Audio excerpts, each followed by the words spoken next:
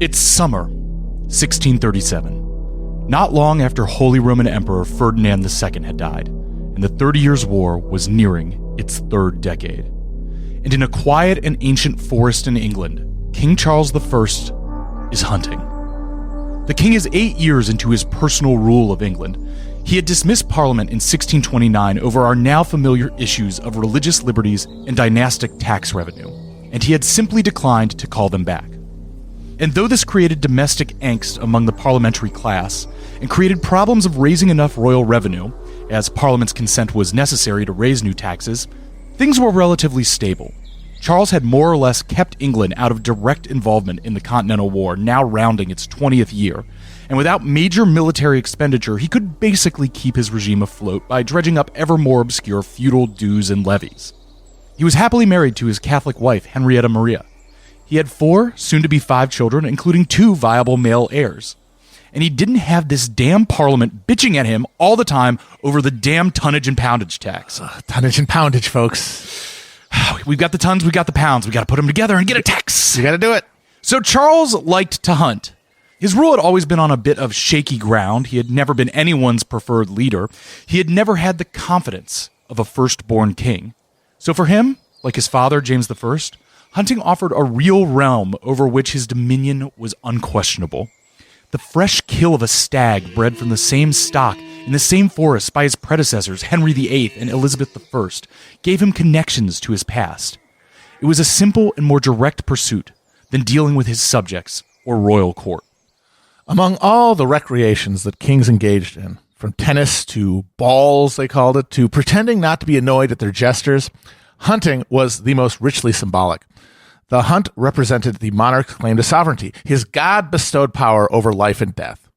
By the 17th century, few kings in Europe led troops into battle anymore, Gustavus Adolphus being a notable exception, who also proved why they don't do that. So the performance of martial vigor, that physical and mental acumen of lethality, was mostly contained to the hunting ground. Charles hunted much as his father had, and the Tudor kings who came before him, and in the chase he found and performed his royal authority. The breath of horses, the twang of arrows, the rhythm of the forest, God's will consecrated in blood. But beyond the edges of the King's Wood, in port cities and market towns, and above all in the teeming districts of London, where the stags and foxes had been driven out long ago, new rituals of authority were being performed by people who did not live at the languid pace of nature, but at the frenzied beat of the market. They were valorizing concepts more abstract and fungible than a man on a horse, and they were making a country that Charles would never be able to recognize. But Charles did have to make some decisions, and he's about to make a single decision that will lead to a cascade of unintended consequences that will eventually cost him his life. In an attempt to secure power, he will try to purify his kingdom's church. And as we've already seen, this will come with a backlash, starting with the thrown prayer stool of an angry market wife and ending with the swift swing of an executioner's axe.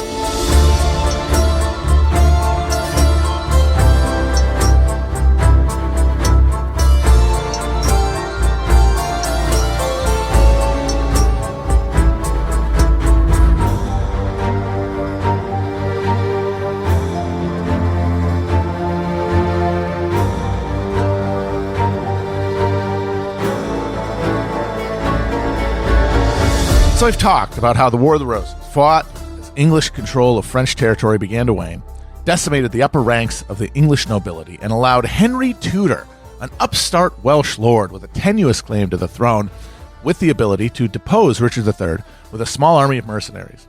Henry VII, as he then styled himself, ruled over a troubled and uneasy land. He faced multiple rebellions and challenges to his reign. Henry secured his dynasty domestically by creating a new and efficient taxation system that increased the obligations of the nobility, as well as empowering justices of the peace to adjudicate legal matters throughout the country. These officials enforced the law on behalf of the king and owed their status to him alone. Henry also centralized authority in London. These efforts all had the effect of claiming for the Tudor dynasty powers that were still firmly in the hands of the landed nobility elsewhere in Europe.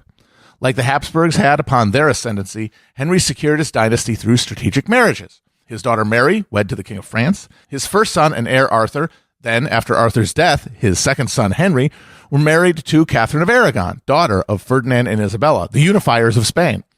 He also sought to break the so-called Old Alliance between France and Scotland by wedding his daughter Margaret to the Scottish King James IV.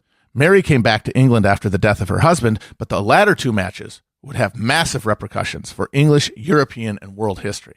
Henry's second son, the uncreatively named Henry VIII. It's kind of funny that England never got another King Arthur. They almost did. Yes. They got so close to having an actual in the records King Arthur, but he can't do it. They just you had to have the spare because those heirs they would pop just at a moment's notice. So Henry VIII ascends to the throne in 1509 at the age of 17. His reign was pretty eventful. You probably know the gist. Spent 20 years trying to sile a male heir with Catherine while also resisting the Reformation tide in word and deed. The Pope declared Henry defender of the faith for a tract he came to authorship of that rejected Luther's critique of the church. But eventually, he got sprung on Anne Boleyn. You know the rest. Pushed forward by reform-minded counselors, Henry declared himself head of the church in England in order to annul his marriage to Catherine. It was not a divorce he was seeking. He was seeking an annulment on the legal grounds that because she had been first married to his brother Arthur, Henry's marriage to her was illegitimate. And there was biblical, there's scriptural evidence to support that. There's parts of the Bible where you're not supposed to marry your brother's wife. And it ended up coming down to a question of whether they had ever consummated the marriage. And because they had no heir, there was no real proof. Exactly. And it became the subject of the high courts of England was this specific question. Has the king fucked? Yes. History's so cool. It's amazing. But unlike those German princes who embraced Luther's vision of Christianity, Henry was a king in full and had no use for the doctrinal innovations of the Continental Reformation. So Henry's church mostly held on to the Catholic sacraments and doctrine. The most dramatic and consequential element of his takeover of the church was his seizure of ecclesiastical lands and monastic orders. This action, like his father's monopolization of judicial authority, concentrated more wealth and power in the royal household at the expense of the greater aristocracy, whose second and third sons held so many lucrative church offices.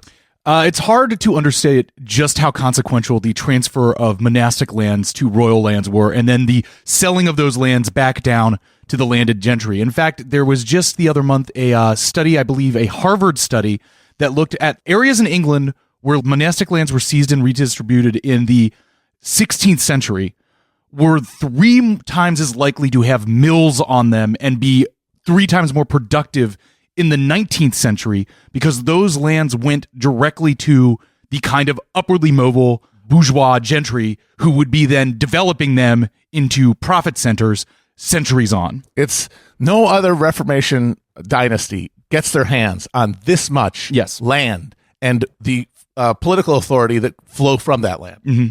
Now, Henry's easy to make fun of. The big fat party animal who founded a church just to get laid. It seems absurd that such massively consequential acts have such rude and personal motives. But to look at the world through Henry's eyes is to understand how his obsession with producing an heir reflected the subjectively compelling motivation of an earnest sovereign. The world that Henry Tudor lived in spoke to him in a constant voice, felt by every one of his senses. You are England. Every Englishman, from the highest lord to the lowest crofter, was contained in the godly authority of his person. That voice also told him, you are a Tudor, the latest in a line of heroes that stretch back to Arthur. Of course, not really, but if you've got the sword, you are heir to the tradition. Right. But England and the Tudor line were both precarious concepts. England, economic backwater, perched between the great powers of Habsburg Spain and Valois France, vulnerable to attack by their belligerent Scots northern neighbors, always in danger of being swallowed up. Henry himself was only the second Tudor, his father having taken the country with a ragtag army he got off Fiverr, partly because nobody else really bothered with England. His family having married into it, as they say in No Country for Old Men, because his father was married to the old queen's sister. Right. Henry VII was the first king since William of Normandy to take the throne through conquest. There were families in England with closer blood ties to the old king than Henry's, and they had many friends and titles between them. Henry's death without male issue would be the end of the Tudor dynasty, and with its strongest champions departed, the end of England. Also, he was fully sprung on Anne Boleyn, who was a certified baddie. There's no way you can deny it. She She had the sauce. She got him. Too bad she couldn't do the job either. Yes. But like the part of the reason she got him is because he was convinced that this would be the solution to every bad thing he felt. Yes. Which she put down to, I don't have a fucking heir yet. Yes. Even though, of course, plenty of other reasons to be miserable. So when Henry VIII finally died in 1547, having annulled 2 marriages and ended 2 more with executions, he had successfully sired 1 living son, Edward, by his 3rd wife, Jane Seymour, who died shortly after giving birth. Edward's brief reign saw a crop of energetic Protestant advisors, led by the king's uncle, the Duke of Somerset, push through the first real reformation of church practices in England. They abolished clerical celibacy. They ended the Mass. They introduced English language services. They also encouraged a culture of enthusiastic iconoclasm, removing stained glass and relics that had survived through Henry's reign. Reading about this era, the half who are the reforming side, the godly, they hate the stained glass. Oh God, they hate the stained glass so much. They're constantly, every time they see it, they just got smashed. Oh, they get so triggered. That's Yes. the only word for it. It is like an electric stove. Yes. So Edward's brief tenure as king was filled with unrest, with religious and secular motives sparking multiple rebellions, because there's still a lot of native Catholic sentiment in the countryside and even more in the nobility that they have to contend with. And then even more in the other 2 kingdoms, Ireland and Scotland. Yes.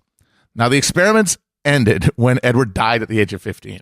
Now, the Catholic peerage, which was still numerous, as they say, and powerful, gathered around the figure of Mary, Henry's daughter from his first marriage to Catherine, and installed her as queen in 1553. The Duke of Somerset was executed for treason, and Mary attempted a ruthless counter-reformation, burning numerous reforming churchmen and laity, including the former Archbishop of Canterbury, Thomas Cranmer, for heresy.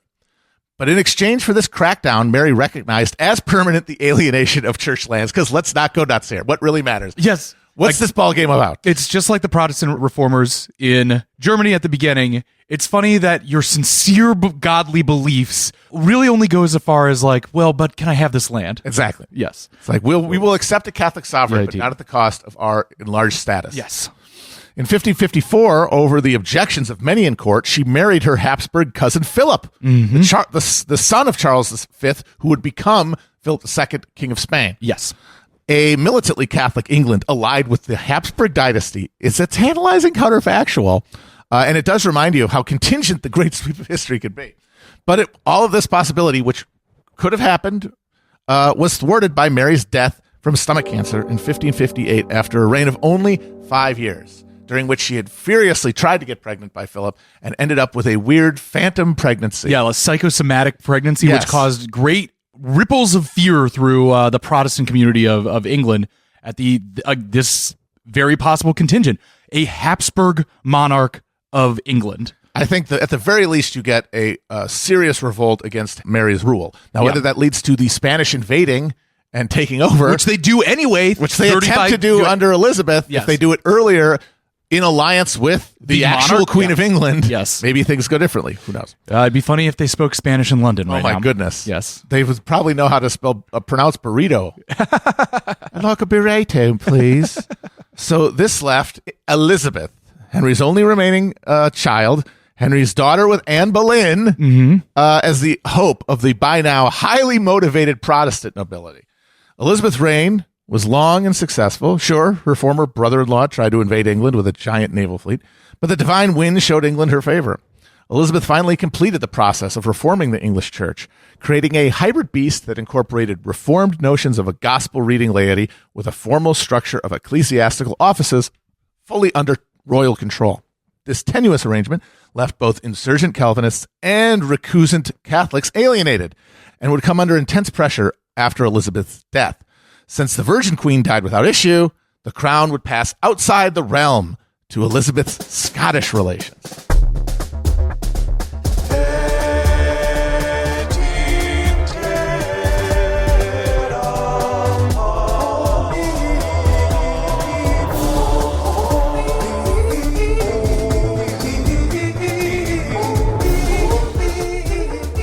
So the founding of the Anglican Church and the solidifying it under Elizabeth is happening basically at around the same time, about a decade or so after the Peace of Augsburg. Yes. Where they're trying to do basically the same thing in Germany, creating a settlement that will create a compromise middle that excludes both extremes, either the extreme Recatholicization party or the Calvinists. Yes. And results in the same exact conflicts a century later. The Anglican Church retains many of the, as Matt said, formal structures of Catholicism, while, again, addressing the most conservative edges of the Protestant Reformation, as Matt said, a scripture reading laity. Yes. So in this form of compromise, we will see these exact same problems that happen in Germany happen in England. Yeah. And it's a tantalizing prospect to think, well, what if Henry had just gone Lutheran earlier?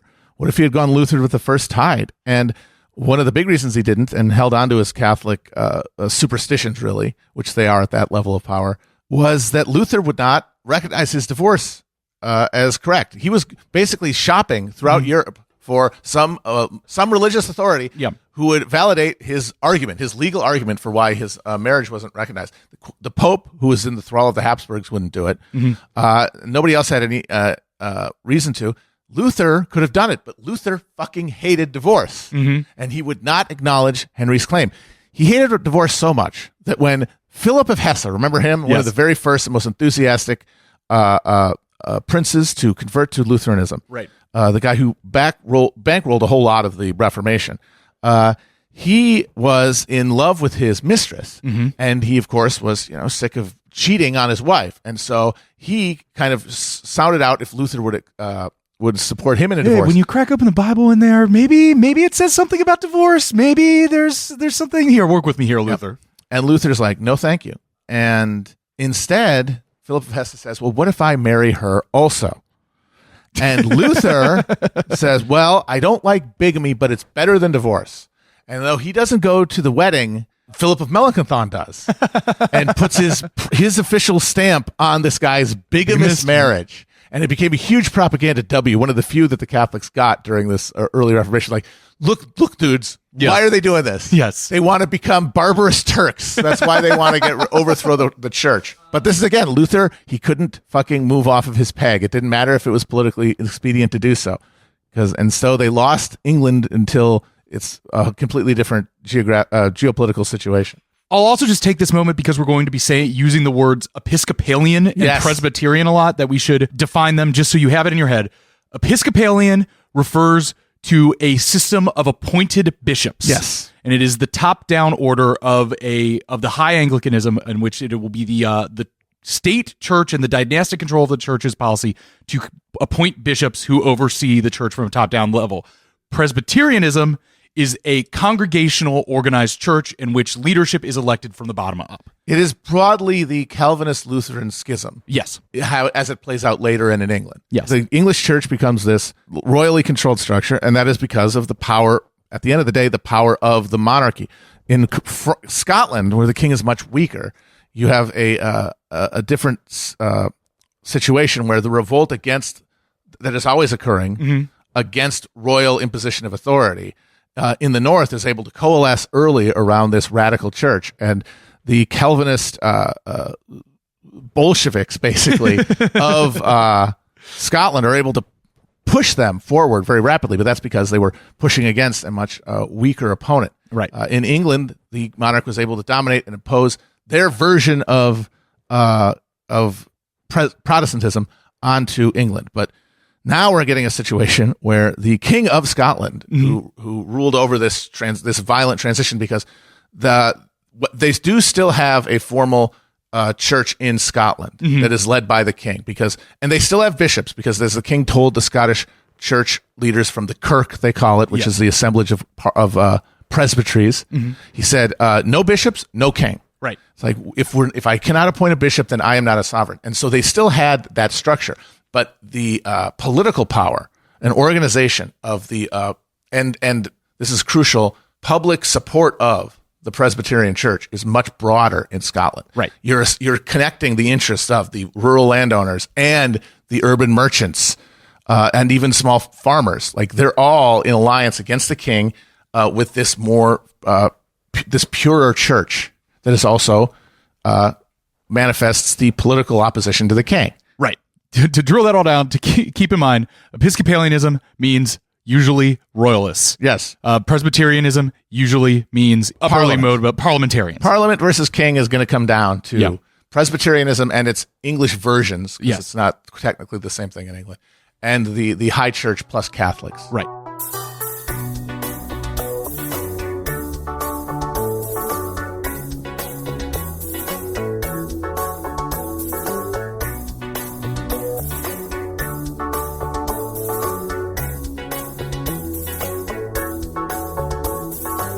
Elizabeth dies in 1603, and the crown of England passes to her first cousin, twice removed, King James VI of Scotland, who becomes James I of England. And he's often styled King James I of England, the VI of Scotland. I'm going to call him James I throughout all this. Let's just say two numbers, way too much. This unifies the Scottish and English crown under his person, and he styled himself as the King of Great Britain. Though both the countries resisted the union and remained largely functionally and bureaucratically independent from one another. James had been baptized a Catholic, raised in Calvinist Scotland, and now found himself as the head of the Anglican Church of England, so his personal relationship to all these institutions is complicated to say the least. Though James's will to unite his lands under his personal theory of absolutist monarchy led him to embrace Anglicanism, which placed the king at the head of the church. With, of course, some exceptions and idiosyncrasies we'll get into later, because this can never be super straightforward. Of course not. Yes. And then there's also Ireland. The Tudors, under Henry VIII and Elizabeth I, had led an aggressive campaign of conquest and pacification of Ireland, with Henry VIII gaining submission of the local lords and getting made King of Ireland in 1542. Under Elizabeth and James, the English steadily colonized Ireland through their system of plantations, confiscating lands from the Catholics and old Irish families and transferring them to the largely Presbyterian Scots and Anglican English. The largest of these plantations would be set up in and around the county of Ulster, which is, wouldn't you know it, where the Northern Ireland UK part is still today. Over the first half of the 17th century, tens of thousands of English and Scottish would be resettled in Ireland and became the core of the English ruling class there. It's interesting. The north of Ireland, which is now the quote-unquote Protestant part, although I think the demographics have officially switched, or they're about to a Catholic majority in the north. Pretty close. It's almost happening. Before the plantation, it was considered the most Irish part of Ireland, the most densely resistant to colonialism part of Ireland, and that is in part the dynamic that creates the plantation. Is lands are confiscated for rebellion and then given to absentee owners and smallholding yeomen from the other islands. Right. So the plantations of Ireland, with their colonial relationship between owners and tenants, were the first places in the British Isles to systematically implement production-maximizing agricultural practices that would eventually transform English farming, but at a cost. While England and Scotland reformed their churches in the 16th century, the native Irish, from lord to peasant, associated religious innovations with their foreign overlords and deepened their commitment to the Roman Catholic Church. Right. Meanwhile, in Scotland, the Reformation had taken on a ferocious turn, and the Scottish Presbyterian Kirk chafed under James's imposition of episcopacy. He's, we're really not liking these fucking bishops, but has he assisted? No bishops, no king. They accepted it, but through gritted teeth. The king appointed bishops, but they commanded a restive membership who organized themselves into congregations, communities of believers that also doubled as a social power base of landowners and merchants. The dynasties of early modern Europe were all composite monarchies to one degree or another, but few matched the cultural fragmentation of the Stuart triple monarchy. 3 crowns, 3 religions, Catholicism in Ireland, the Presbyterian Kirk in Scotland, and in England, Anglicanism, splitting the difference between the other two and satisfying no one, including all of their subjects in the process. So, as the crisis and ferment of the 17th century commenced, James presided over 3 distinct polities with their own elites and religious structures. His reluctance to fully support Frederick's Bohemian adventure came from an understanding of just how fragile this arrangement really was.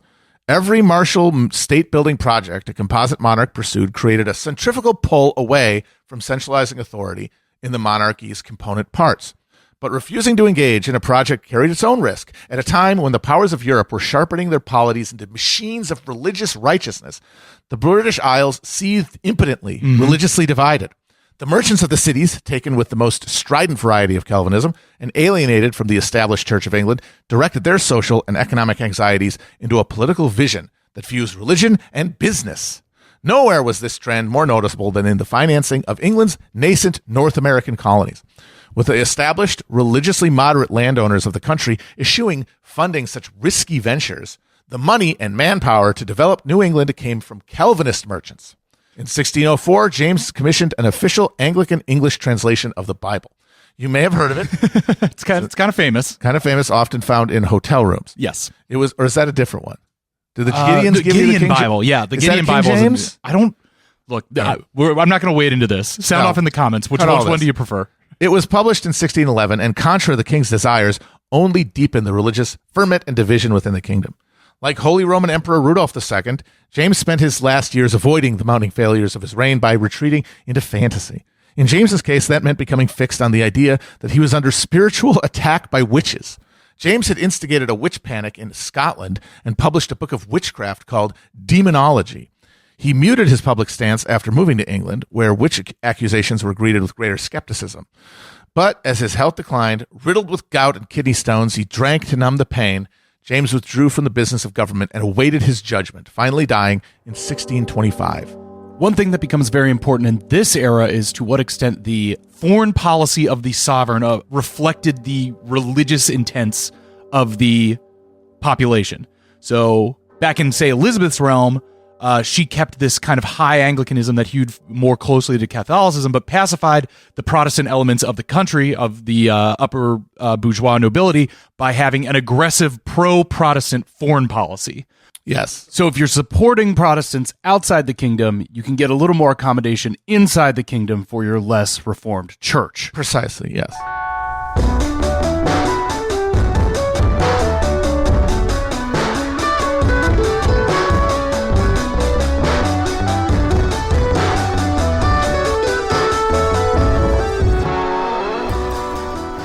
So then this brings us back to one of the two stars of this arc. Charles I Stuart was born in November of the year 1600 in Dunfermline Palace, Scotland. He was the second son of James VI and his wife, Anne of Denmark.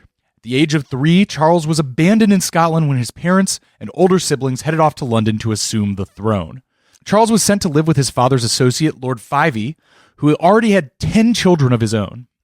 Charles did not flourish in his youth, barely starting to speak by age 3. And shortly after, he developed a disorder that would define his body and personality: rickets. Charles developed a low height and weight, a pigeon chest, bowed legs, loose joints, fragile bones, and decayed teeth.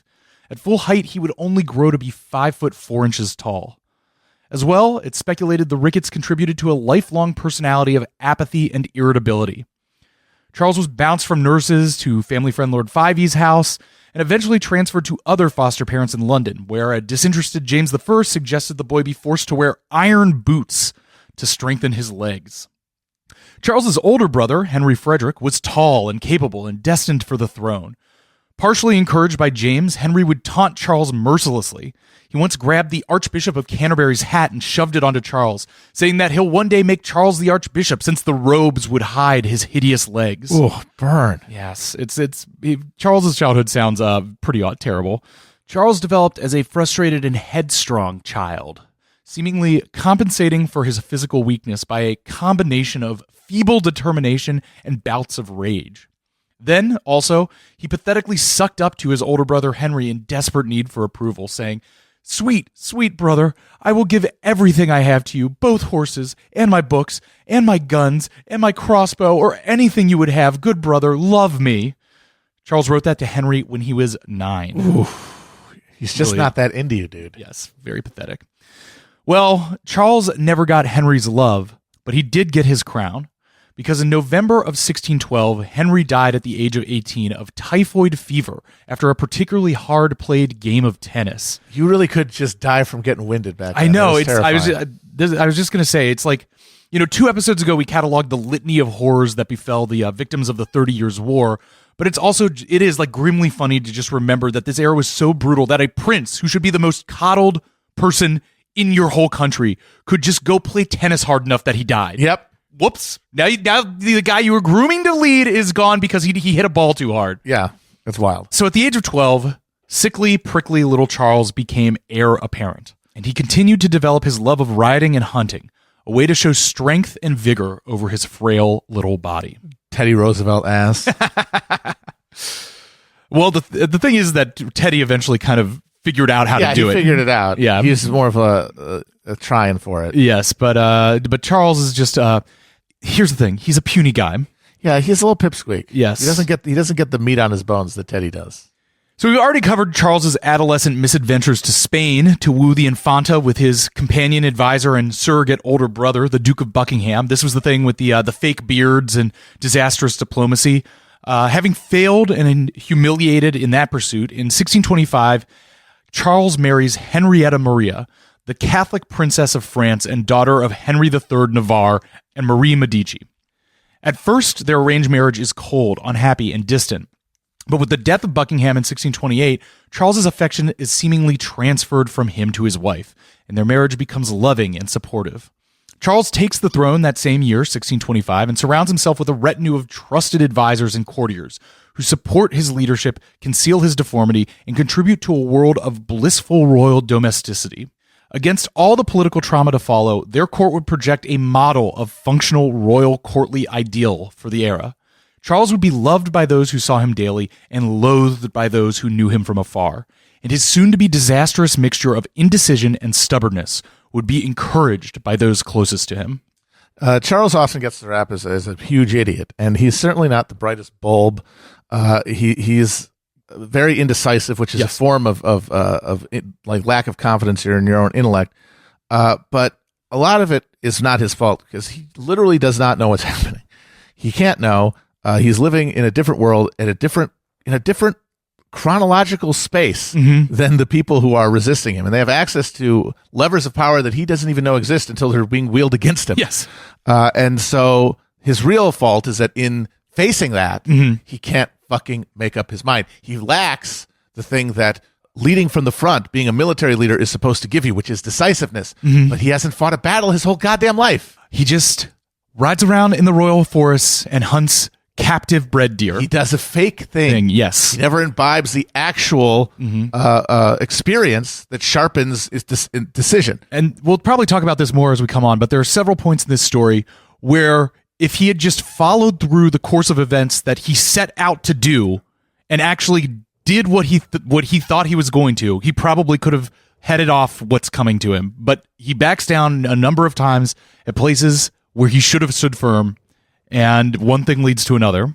And it shows how meritocracy in any form, and I got to tell you, I'm sorry, neo-reactionaries, aristocracy is just this a fossilized meritocracy. It is the best fighters, essentially, are by their ability to fight, gain political power. But their descendants will, over time, if they win long enough, not do that anymore. Right. And then you go from breeding people who can rule in this context to people who are incapable of ruling under it. Definitionally incapable of ruling. Exactly. Yes. Like it's dysgenic leadership. But and he's going to get his lunch eaten by a guy, Oliver Cromwell, who's nobody's idea of a genius. Yes. But who is living in a different world at a different pace and gives him decisive advantages in managing the state apparatuses that are being thrown up by this conflict. Yes, Charles and Cromwell are literally operating off of perpendicular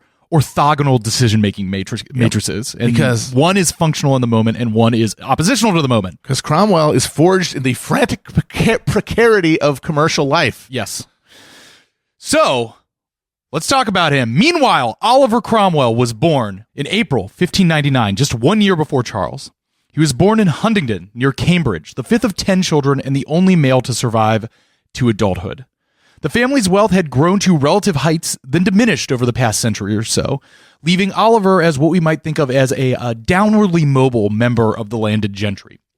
His grandfather had enjoyed £2,000 a year, and his father only £300 a year in income. This is the noble experience, largely, in terms of the number of nobles in a society. They're going to experience downward mobility over time because that land can only be divided up so many ways, and second, third children get less of it or none. Yes. And the Cromwell family, his whole life is just this shrinking atoll of property and power.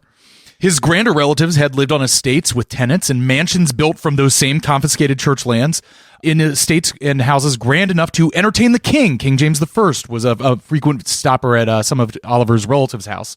But Oliver Cromwell would have to work for a living. Oh, my God. Oliver studied briefly at Cambridge, but left before finishing to become the head of his household when his father died in 1617. In 1620, Oliver married Elizabeth Bouchier, whose family's position brought Cromwell into the orbit of the increasingly agitated prominent puritanical parliamentarians. The prominent puritanical parliamentarians. And like so many people who rise through the ranks of the society, what did he do? He married into it to a degree. After this time, Cromwell entered a period of material, mental, and spiritual crisis. He was forced to liquidate his family's home and become a tenant on a farm in the neighboring town of St. Ives. Can you imagine the shame? Oh, did you hear about Oliver? He has to actually get out in the field with a hoe. He is sinking. He is swirling around the drain here. Kids, yeah. He suffered from a deep depression for which he was treated by a London physician. He would come out of it through a fairly profound conversion to puritanical belief, writing his cousin, quote, "You know what my manner of life hath been. Oh, I lived in and loved darkness and hated the light. I was a chief, the chief of sinners. This is true. I hated godliness, yet God had mercy on me. Oh, the riches of his mercy. Praise him for me, that he who hath begun a good work would perfect it to the day of Christ." Now, at least in what I was able to come up with, there doesn't seem to be any evidence that Cromwell was actually doing anything particularly wicked in this period. I couldn't, in any of my reading, I didn't see any, gambling or whoring or cheating or stealing or anything. From what I can see, I'm inclined to believe that his chief, quote, sinfulness of this era was the very Calvinist mind crime of simply not prospering and feeling bad about it. He's a loser. Yes. The market is revealing God's favor, and God is not favoring you. What's wrong, Oliver? I must be sinning. Yes. I must be turning away the light, or else I'd be making some money because God would favor me. Absolutely. But regardless, Cromwell became more involved in the Puritan cause. Oh, what an shock. Yes. I can't hack it in the material world. I guess I'll put my hand in politics. The last refuge of the loser in capitalism. If you're making money under the system, you are busy making money under the system. It is only when you are stuck with your failure that you start thinking of a way to turn the entire wheel of society, which is a crazy thing to want to do. I'm sorry. And to that end, around this time, he even attempted to emigrate to Connecticut in the mid-1630s, though the scheme and the people that he was working with to do it fell through and he didn't actually go there. But, he could have been one of these guys with buckles on their hats that was celebrating Thanksgiving in Connecticut in the 1630s or whenever. He then inherited some property and finally got his family wealth back on to a respectable level by the end of the decade. And he was elected to Parliament in 1628 and then again in 1640 with support from the godly elements of the Cambridge gentry. So the biggest losers who felt worst about losing went to North America. I'll die on a boat rather than deal with the shame and the cognitive dissonance of failing here and knowing that I'm not going to be able to change the entire Commonwealth. The people who were doing okay and able to handle their precarity within this structure, they got into politics one way or the other and got into church politics. And then the real successes were making money and only acting when they had to. And in that case, to put money on somebody, to place a bet. And often, we're going to get into Parliament right now. The people who are chosen to go to Parliament, it's often a way in this time for your local community to bestow a kind of honor on somebody. So the and people an income that maybe you couldn't make in business. So the people who end up going are largely not the wealthiest people from their era, but somebody who would want to strive up in their local society and then hopefully be chosen by the more well-off people around them to give them a little leg up. Somebody with nothing better to do, basically. So the English Parliament we're talking about, in the words of historian Geoffrey Parker, formed the largest representative assembly in the early modern world. This is a small-ass country, too. Remember this. 150 nobles sat in the House of Lords, and nearly 600 sat in the Commons. Any man with 2 pounds of property was eligible to vote. So up to 500,000 votes could be seen to be cast in a single parliamentary election. This meant that electoral politics became a channel for the religious and economic grievances and aspirations of the febrile, agitated middle class. Some ascending from the peasantry, some declining from the aristocracy, like Cromwell, all frantic for something to change, most happy to blame the king for the fact of their agony. Oliver Cromwell perfectly exemplified this class. No longer able to sustain himself on the land, forced into the anxious world of the market where all men must meet each other as strangers and the taking of advantage is the only path to prosperity. Calvinism alloyed the destiny of the soul with the fatness of the pocketbook. But Charles's Britain, with its popish Anglican church, stagnant economy, and aimless foreign policy, endangered both. Mm-hmm. The Puritans, who were most anxious for their souls and prospects, fled to New England, seeking to rebuild a community of God where all believers could be as brothers, but only godless natives being taken advantage of. But they brought the plague rat of the market with them. The ones who stayed, like Cromwell, were forced to confront the reality that their vision of a godly kingdom was incompatible with that of their sovereign lords.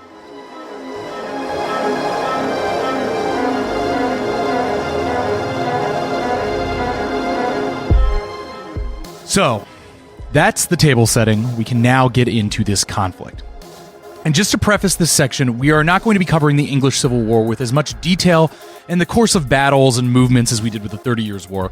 Our goal here is to highlight the parallels between what's going on in England with what's going on in the continent, and provide context for what happens after the war, when the course of English history meets back up with continental history to resolve our full story. If you want more on who moved which cavalry company where and charged who when, I recommend popping over to the first season of Mike Duncan's Revolutions podcast for a more detailed blow-by-blow. And as we were just talking about before recording, one of the big things here is English Civil War battles pretty boring. Ooh, it's boring stuff, folks. You don't see any brilliant 90-degree reformations of your infantry line like you saw at Breitenfeld. It's just one group of dudes smashing into another group of dudes. And at the end of the day, the freaks wanted it more. There you go. Pure horsepower. Yes. So Charles spends the early part of his reign working with George Villiers, the Duke of Buckingham, who I mentioned before. They worked together on several bungled interventions in the continent. First, Buckingham helped organize, at the end of James I's reign, support for Frederick V's quest to regain the Palatinate against the Habsburgs. Frederick's wife, Elizabeth, was, remember, James's daughter and Charles's sister, so they're intimately related to the 30 Years' War conflict, though they don't really get much together to actually intervene like some of the other crowns of this time. The crown, though, did enlist Ernst von Mansfeld, remember him, to field an army. But when they couldn't agree with their French co-funders on which Habsburgs they were actually attacking, the German or the Spanish, Mansfeld's army just goes to relieve Breda in the Netherlands and kind of peters out in failure. When Charles ascends to the throne in 1625, Buckingham then organizes a failed naval expedition against the Spanish at Cadiz in 1625, then to La Rochelle in French, first in support of Richelieu and against the Huguenots, then in support of the Huguenots against Richelieu. Neither of these La Rochelle expeditions were successful, and embarrassment and anger mounted around the figure of Buckingham. And then the Duke is assassinated in 1628 by a pissed-off army officer, wounded and then left unpaid from one of Buckingham's misadventures. Buckingham's death is greeted with much public rejoicing. He was really disliked by the end of his life. Nobody liked Buckingham. But all this adventure, of course, took money from the king, which required a parliament to raise. Europe is currently going through a continent-spanning financial crisis. Remember the Kipper und Wipperzeit and the currency crisis, the lack of specie that we went over at the top of the 30 Years' War? Well, that is also affecting, of course, England, and previously allocated taxes for the royal house couldn't keep pace with inflation. So Charles calls 3 parliaments in his early rule, in 1625, in 1626, and again in 1628. Matt, do you want to run through the first 3 parliaments of Charles I? Okay, so Charles wished to secure his reign by reversing his father's unpopular stance of neutrality in the 30 Years' War with that attack on Spain. That first parliament agreed to fund the Spanish expedition, but broke with 200 years of precedent by granting tonnage and poundage, remember that guy, and which is an import and export levy that is put at the king's personal discretion for only 1 year instead of for Charles' entire reign, which was traditional. Yes. This is a sign of conflict to come. These guys did not come to play. Yes. The next year, Charles calls another parliament to ask for some more money, but all the MPs want to do is complain about Buckingham. And Charles dismisses them before they make a move to impeach. Now, at that point, Charles would have loved to have never seen these assholes again, but the necessities of foreign policy once again intervene. In this case, it's Charles's desire to bail out his uncle, King Christian of Denmark. Remember him? Who is presently getting his ass kicked by Wallenstein. Rather than call another parliament and get yelled at again, Charles tries to find some revenue through other means, among them forced loans. It's not a tax. It's a loan. You just have to give it, and we might not pay it back. This further inflamed the parliamentary types who rallied around some knights who went on trial for refusing to pay. Well, there are a number of these moments that we're probably not going to get super into, but basically every time the King Charles tries to do something, there develops a single case that becomes almost like a celebrity trial. Oh, look how they're railroading these guys over here. And then the parliament rallies around a few figures who are come off as martyrs to the king's tyranny. Yeah. And it's these knights here. This is essentially the bourgeois version of single combat. Yes. Like these public displays that identify heroes, right, and political leaders through their resistance. Now, eventually, Charles is forced to recall Parliament in 1628, and the parliamentarians have used all that time to plan a strategy of confrontation. They immediately issue a petition of right that most Americans would recognize today, demands for no taxation or loans or gifts without parliamentary approval, no imprisonment without charge, no quartering of soldiers in private homes without consent. Which is always the one that seems like the most what the hell amendment in America was a big issue back then. Remember those guys from the Hell episode who had troops quartered in their house and then had to pay, who were whoring all day, and then they had to pay for the quartered troops' kids' baptism in a religion outside of the ones of the households, and taking their fucking jewelry out of the dressers. Yes, and shit? exactly. Yeah, it's a big deal. Charles resisted, he bargained, he whined, but eventually agreed to recognize the petition. Parliament took this as a green light to press for further royal concessions. That leads to a dramatic scene on March 10th, 1629, where Charles dismisses Parliament. But 3 members of the House physically restrain the Speaker from standing up to prevent him from calling for an adjournment and allowing more motions against the king to be passed. Charles was able to successfully dissolve Parliament the next day. So 1629 is also the year that saw, in the words of a contemporary observer, so wonderful and great a flood as had not been seen in 40 years. While Charles spent the next decade trying to rule without calling Parliament, the countryside was racked by the effects of the Little Ice Age, with droughts, bitterly cold and extended winters, and harvest failures rampant. One of these droughts, in 1636, led the Venetian ambassador to report to the Doge that everyone declares there is no memory of such a misfortune in England, whose usually damp climate is so changed that the trees in the land are despoiled of their verdure, as if it were a most severe winter. And the funny thing is that dispatch that, oh man, this is the worst winter on record, is from 1636. Basically, like every other year throughout the English Civil War, somebody is saying, my God, this is the worst weather we've ever seen. It's a constant background that has to be emphasized. Can't be emphasized enough, is that the agricultural machine of England is breaking down every single season, one way or the other. So Charles dismisses Parliament and decides, who needs these clowns anyway? And for the next decade... These clowns in Parliament. Somebody call the circus, because all the clowns are in Parliament. So for the next decade, Charles refuses to call Parliament in a period known as the Personal Rule. As long as the crown was able to keep itself out of wars, it should be able to keep itself reasonably funded. And after the misadventures of the 1620s, Charles would avoid further entanglement in continental affairs. But the government still had to find revenue somewhere, which led to a series of financial innovations that only increased antagonism between the king and the parliamentary class. This included some little ticky-tacky ideas like fining certain gentlemen for not attending the king's coronation, but the most notorious of these non-taxes was ship money. Ship money was another one of these ancient feudal rights that Charles dusted off and expanded. This one pertained to raising money from coastal counties during a time of war to support a navy, but Charles now imposed this fee throughout the kingdom and without there being a war on, which pissed a lot of people right off. So Charles used the same Regalian rights strategy of funding government without submitting to regional elites that Richelieu and Arlavaris are employing at the same time. But the activated, agitated middle class of England was able to mobilize significant political energy around resistance. Guys with names like Prudence Goodbody going sovereign citizen and denying the king's right to tax them, and therefore becoming public martyrs in prolonged public trials.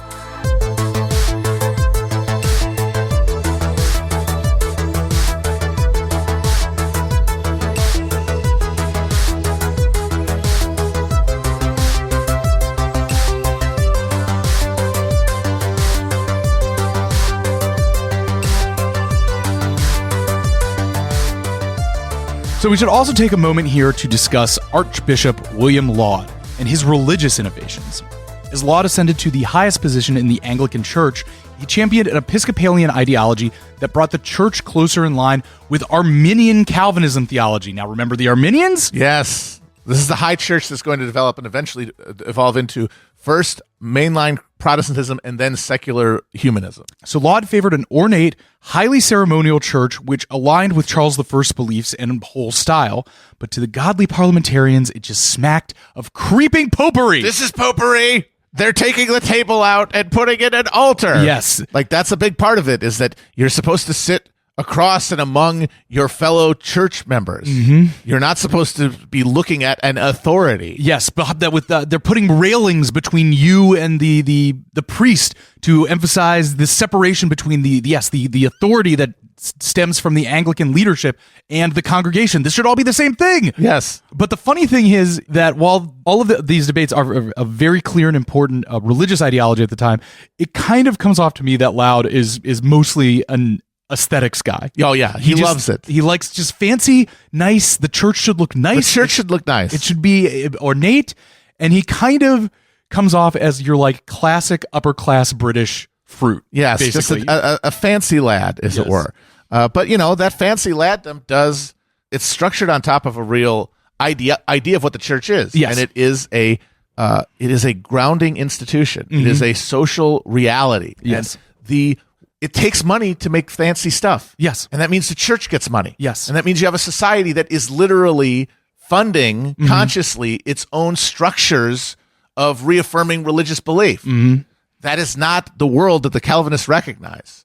That they only are alienated from that structure. Yes. They see it as giving false doctrine. Right. The only true doctrine can be found among fellow church members. So aesthetics would be a huge battlefield for this whole conflict, as a spree of an iconoclasm would hit the country when the conflict actually begins. We talked about the breaking of the glass windows in the 16th century. That shit goes into turbo mode in the 1640s.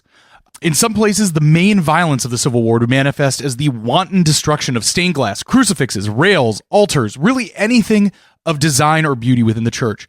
Even the Puritans' notorious ban on Christmas would play out over aesthetics, with the plenty of Christmas time being verboten. One John Taylor would sarcastically quip that for the Puritans, quote, plum pottage was mere popery, and that a cullet of brawn was an abomination, that roast beef was anti-Christian, that mince pies were relics of the whore of Babylon, and a goose or a turkey or capon were marks of the beast. Literal ass Grinches. Yes. The Grinch is a Puritan. But Laud and Charles both desired to bring the entirety of the three kingdoms under a single religious orthodoxy, and it was Laud's vision of high Anglicanism they hoped to impose. As the 1630s wore on, the fear of secret crypto-Catholics laying in wait to stage a takeover of England reached the level of a moral panic. At this point, there were probably only 30,000 Catholics in a nation of around 4 million, but the Laudian reforms, coupled with the visibility of Queen Henrietta Maria's unabashed Catholicism, itself making Catholicism a fad among Charles's court, there were an exorbitant number of high noble conversions to Catholicism led basically personally around the popularity of Henrietta Maria. This all led to an acute paranoia among the Protestant class. For the godly parliamentarians, the gunpowder plot of 1605 reached the psychic level of a narrowly avoided 9/11, and anti-Catholic Guy Fawkes Day celebrations became more and more popular every year. Printing presses poured out rumors of cells of Catholics ready to encircle London and take it by force. People in pubs speculated the Irish Catholics might invade Wales and conquer England itself. Anti-Catholic riots broke out across the land, and once the Civil War fully breaks out, there will be some truly nasty anti-Catholic lynchings.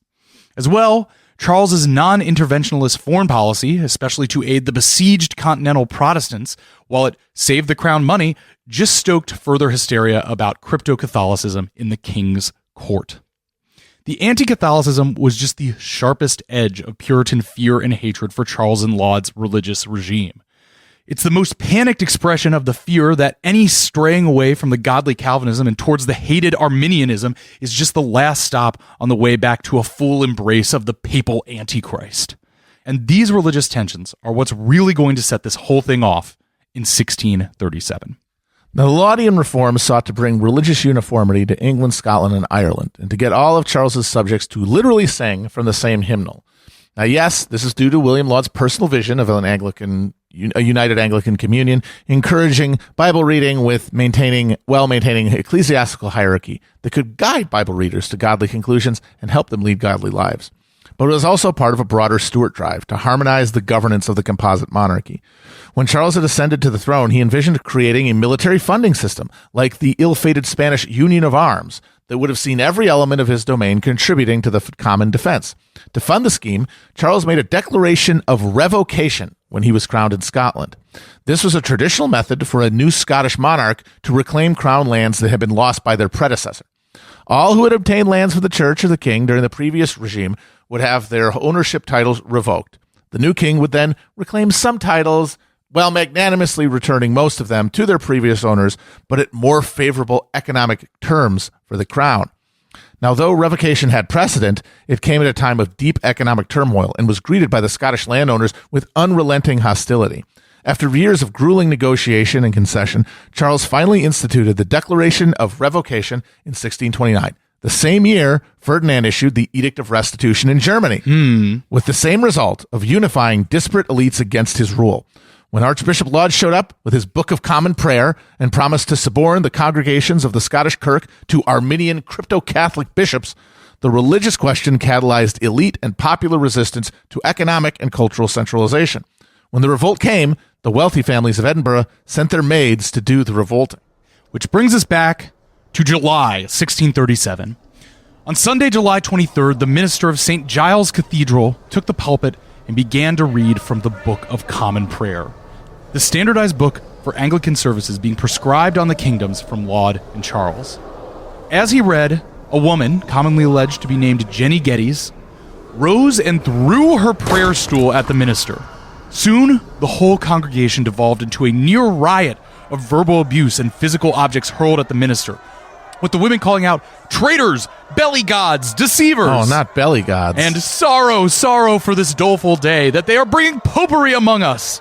And soon the riot spread into the streets of Edinburgh. Now, when I say that the maids are doing the revolting here, the Puritan leaders of Edinburgh had found out the day before that the book was about to be instituted, because it had been sent to the printers in Edinburgh who had done test sheets.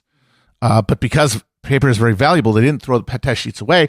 They sold them on the market, and they ended up becoming wrappers for tobacco and pastries. And so people are walking down the streets of Edinburgh, and they see this prayer book when they're eating their their brain and kidney pie. Yes. And so the grandees get together and plan a demonstration for the next day, and they give their maids permission to riot essentially on their behalf. But it also just tells you, like, kind of what class of people are really orchestrating this.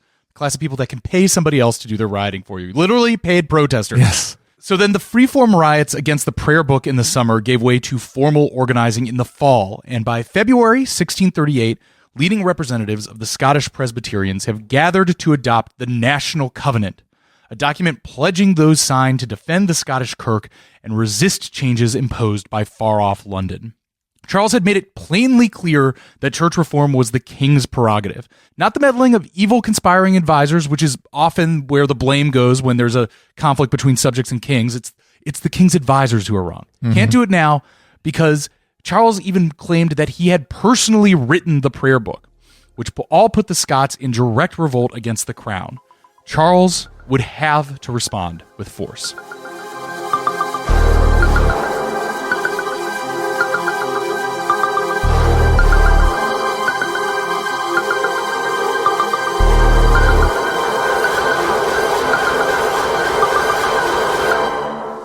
So Charles musters an army and heads north, saying, quote, "So long as the covenant is in force, I am no more in Scotland than a duke in Venice, which I will rather die than suffer."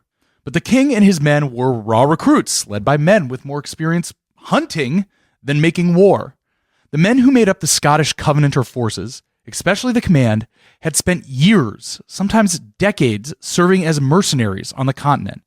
One of the top commanders, Alexander Leslie, had been a field marshal for Gustavus Adolphus. He had successfully defended Stralsund from Wallenstein. If you remember, we mentioned him during that episode.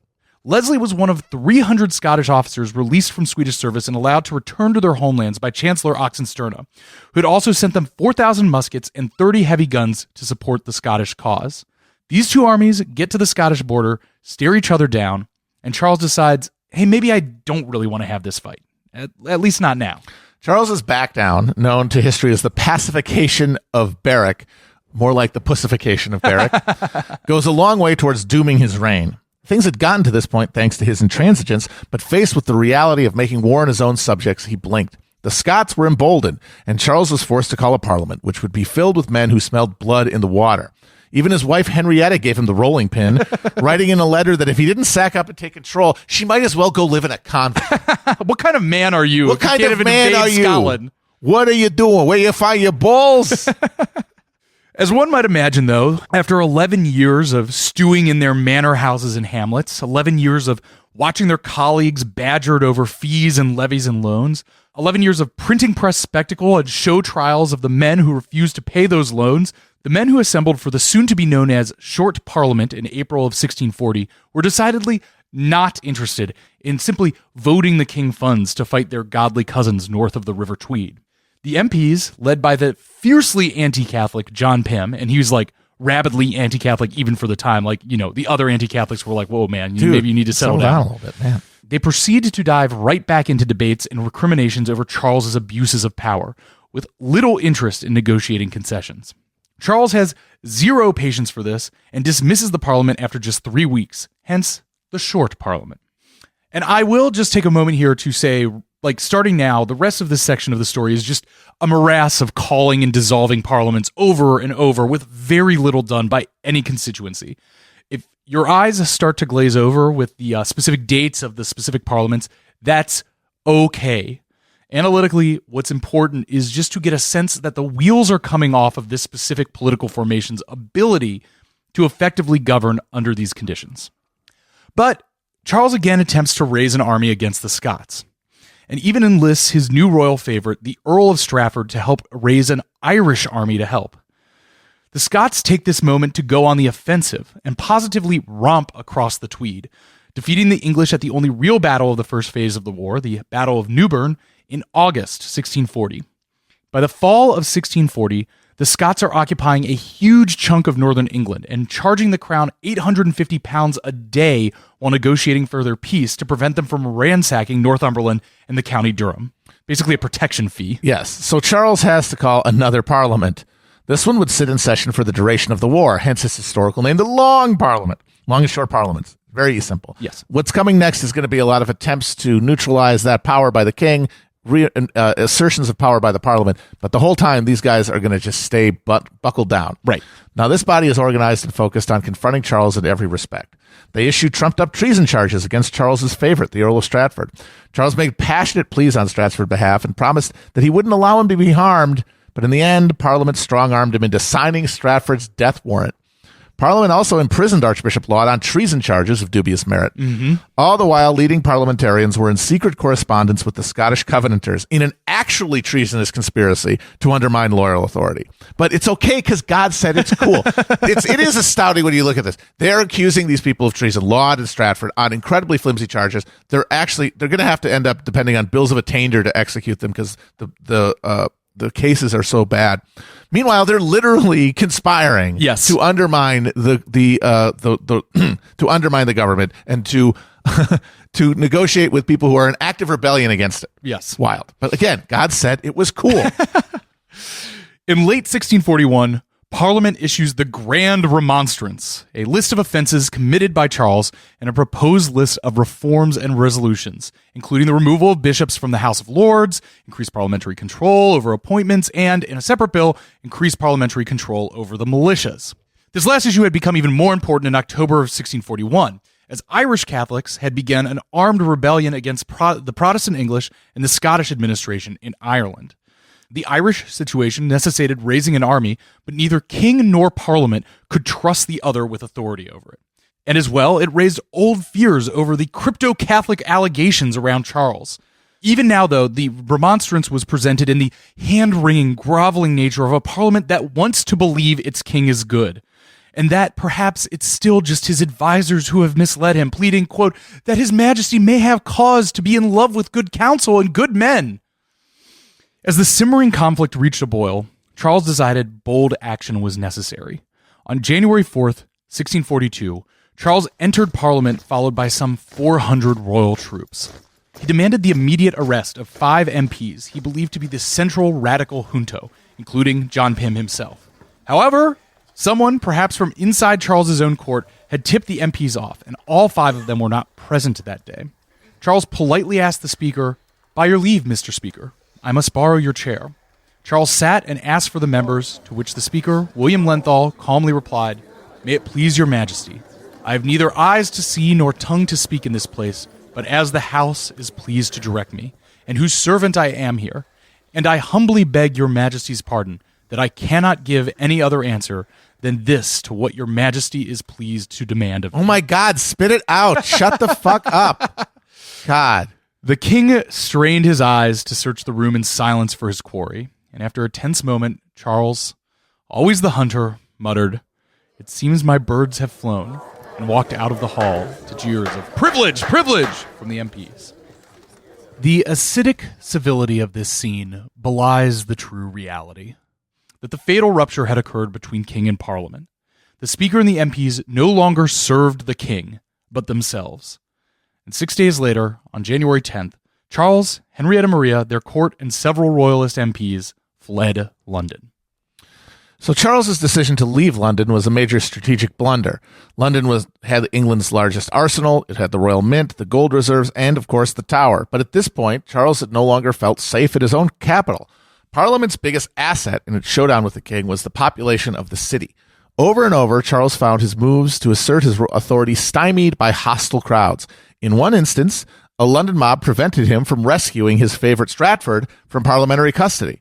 After the failed attempt to arrest his leading opponents, the danger of retaliation from the streets was too great to ignore, stirring Charles to decamp for Oxford, north of the city. The solidarity of London would be shocking to some observers. Travelers and ambassadors would marvel at seeing hordes of people, from wealthy merchants to penniless laborers, volunteering their time, sometimes even on Sundays, to build out what became quite impressive makeshift bastions and fortifications around the city during the oncoming war. Now, London's restive, exploding population, over 250,000 at this point, with over a third living in poverty, was the result of changes in the English countryside that had been centuries in the making. Even before the Black Death, in response to declining soil productivity, English landowners had begun fencing off common lands that had traditionally been used by peasants for common use in order to graze sheep for wool production. This process accelerated rapidly in the 15th century. As the English crown steadily monopolized legal authority, landowners sought compensation by increasing their economic authority by imposing a market for tenant leases.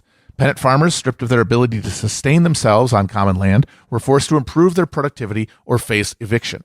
Evicted tenants made their ways to cities, above all London, where large parcels of church lands had been sold and converted to public accommodations by the Henrician reforms. By the 1640s, as many as 6,000 men and women a year arrived in London in search of work. These landless workers provided labor for nascent manufacturers and demand for commercial clothing and foodstuffs, which they would have produced themselves when living on the land.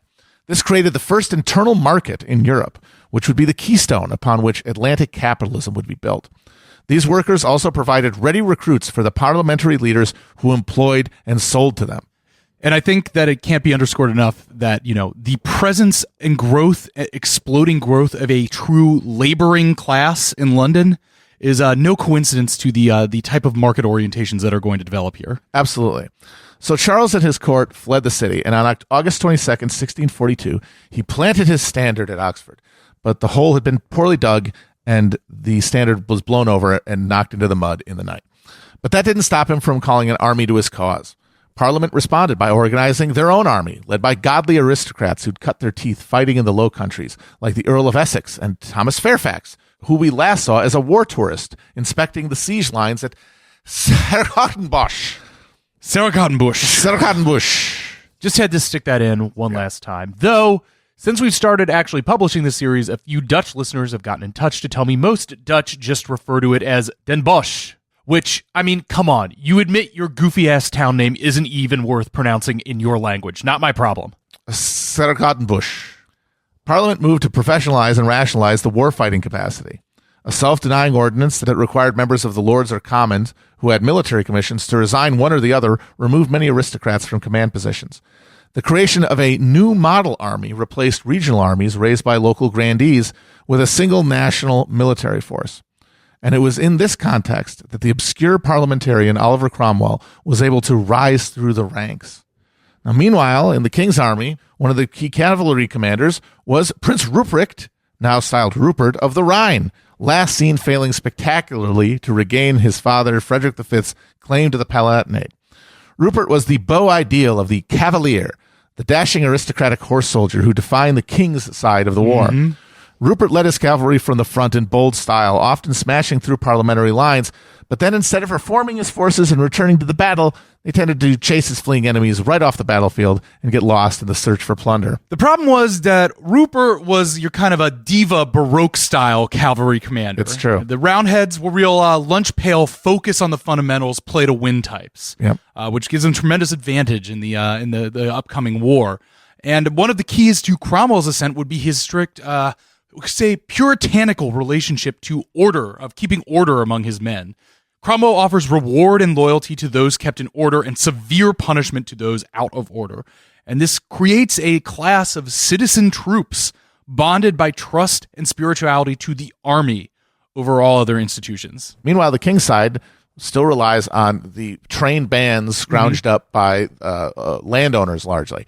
And over time, that disparity in organizational capacity becomes overwhelming. Okay, so we got these two armies. Again, we're not going to go through the details of the military maneuvers here. We've gone through the 30 Years' War, so you get a sense of what fighting was like at this time. It's played out similarly with about half the scale armies here in England. There's some sieges, some big battles, all in places named like Hopton Heath and Bramber Bridge, Naseby, Tadcaster, and Roundway Down. All very English place names in this conflict. It goes fairly well for the Royalists at first, but Parliament slowly gains the upper hand, especially after the reorganized new model army really goes into effect. Charles tries to link up with the Irish Royalists. Parliament successfully enlists the Scottish Covenanters. Like the Continental War, harsh violence and deprivations are brought upon the citizenry. Massacres abound on both sides. Property is destroyed, looted, repossessed by soldiers, special destruction placed on high Anglican church property. It's 17th century warfare. It's not pretty. It's very, very ugly. But by 1646, the Royalists were on the verge of total defeat. After donning a disguise and attempting to escape Oxford, Charles is put under guard by David Leslie, the commander of Newark, and shortly thereafter is a prisoner of Parliament.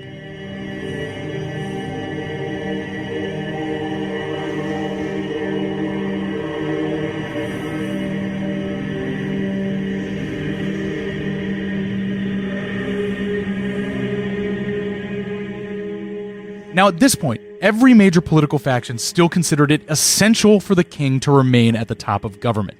It's just a matter of what arrangement and concessions could be negotiated. What emerges from the First English Civil War, because yes, they will get back to fighting again in a second, is the new model army as its own political faction, independent of the Presbyterian parliamentary leaders they're supposed to be responsible to. The new model army is unique among military forces of the mid-17th century. As with many features of the heavily commercialized, highly literate English social structure, the army prefigured elements of the participatory capitalism that would succeed the feudal political order. The armies that fought the English Civil War began as regional militias under control by local power holders. Difficult to organize, often reluctant to fight outside their home areas, these trained bands, as they were called, were ill-suited to winning an unprecedented war against the forces of the country's sovereign. Parliament dissolved the regional armies and reconstituted their forces into a single, streamlined unit with far fewer officers. The New Model Army also embraced the technological changes of the time. The ratio of pike to shot that had persisted during most of the 30 Years' War changed, with much more of the forces being composed of musketeers. Also, with a transition from the old matchlock muskets that were used during most of the conflict in Germany, where you had a slow match that you kept going to ignite your powder. They started using the most advanced technology, the flintlock, which ignited the powder with the sparks, yes. The spark of a flint. So the New Model Army was an effective military resource, but it also developed its own political culture. This saw it come into conflict with the Presbyterian parliamentary faction. farmers, clerks, servants, artisans, and laborers brought together under one flag, fighting for parliamentary governments and the hazy dream of democracy that Parliament represented. At the base of the conflict was the fact that by the time Charles surrendered himself at Oxford to the Scots, salary payments to the army were over £1 million in arrears. Also, the stern Calvinist vision of Presbyterianism, shared by the Scots and the leaders of Parliament, was alienating to many in the army, who considered themselves religiously independent. They had not fought the war to trade the imperious Anglicanism of Charles for the imperious Congregationalism of the Kirk. To increase their leverage, army troops led by a former tailor named George Joyce essentially kidnapped Charles from Scottish custody. This led to a showdown between Parliament and the army, and between representatives of the enlisted soldiers and their officers that we'll dive further into next week. Yes. The upshot is that while the army and the Parliament dickered, the Scots became convinced that there was no political authority in England that would be able to impose the Presbyterian Church on the entire kingdom. Enter Charles, who begins a correspondence with the Scots in which he vows to impose Presbyterianism for a 3-year trial period across all of his domains. The 3-year trial pyramid it really gets. Then we'll see how it goes. We'll see how it goes. Yes. The religious conflict between the Arch-Anglican Charles and the Scottish Covenanters had kicked off the whole war in the first place. Right. But history is nothing if not hilarious. The king is still the embodiment of sovereignty in the realm, and the Scots see him as a more stable negotiating partner than the fractious parliamentary side. And at this point, Charles was willing to make any deal that would keep him out of custody and affirm his reign. Right. Alter pew, schmalter pews. Desperate to reclaim the initiative, the Scots take the king up on his offer and invade England again on his behalf. I mean, it's another perfect example of how Charles's indecision is the real thing that gets him. Because at this point, things had developed enough where he realized that clinging to his vision of religious uniformity was not going to be enough to keep his rule, which is if he had maybe realized a few years before, but he couldn't have because he had to fight a war. Yep. He had to get his ass kicked by his own people before again his decision-making matrix can evolve to the point where he sees, hey, maybe there's some compromises to be made. Yeah, he has to learn by doing and then getting his ass kicked. Yes. So yes, the key thing to remember also about this fraction between the Presbyterians and the independents in England is that it does have a class component, of course. That Presbyterianism becomes the political and religious pivot point of the emerging bourgeois in government and out, whereas the independents makeup is the expression of this cross-class alliance that is brought together through the experience of fighting the war in the army. So with the Scots invading, we have the Second English Civil War. The Second English Civil War was much shorter, taking place entirely during 1648. Starting as a series of royalist revolts, followed by the Scots invading the north under the command of the Duke of Hamilton, another one of these Scottish guys who cut his teeth fighting under Gustavus Adolphus in Germany. However, Hamilton is nowhere near as good as Leslie, who quit this campaign over disagreements about allying with Charles. Are you fucking kidding me? What are you talking about? So Cromwell wheels the New Model Army up north and kicks Hamilton's ass at Preston in August 1648, ending this phase of the conflict. The king was again under parliamentary custody, but now the question of whether it was worth it or even possible to negotiate with this man became key. As Parliament began negotiations with Charles to return him to power with concessions, the New Model Army leadership decide they can no longer sanction the king's buffoonery. And on December 6th, 1648, Colonel Thomas Pride was ordered to forcibly prevent the entry of some 140 moderate MPs into Parliament, a number of whom were arrested and detained for several days. This left around 156 of the eligible 470 members of the House of Commons left serving in London, and this became known as the Rump Parliament. The edited Parliament. Yes. To move things along. Now, by this point, it had become clear to the leaders of Parliament and the army that Charles could not be reasoned with. There was no path to an agreement that would enshrine the rights sought by Parliament while also ratifying Charles's supreme sovereignty.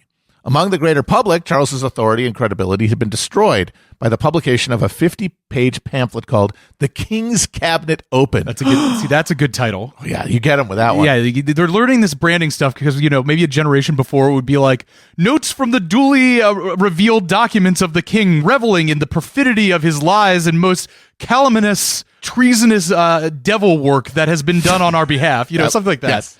Yep. Now, the King's Cabinet Open. Yep. Those printing presses are humming now. Yes. After the decisive royalist defeat at the Battle of Naseby in June 1645, Parliamentary forces had captured Charles's baggage train, which included his personal correspondence. These letters were filled with bitchy asides about his own advisors, groveling paeans to his French Catholic wife, and most damningly of all, offers to the rebellious Irish Catholic Confederation, which rules most of Ireland outside of Dublin in revolt, offering them religious toleration in exchange for military support. That last was particularly inflaming because grisly and exaggerated press reports of Catholic atrocities committed against Scottish and English settlers in Ireland had been key to rallying support for Parliament in the beginning of the war. One such report claimed that 150,000 Protestants were massacred in Ulster, which was greater than the number of Protestants on the entire island.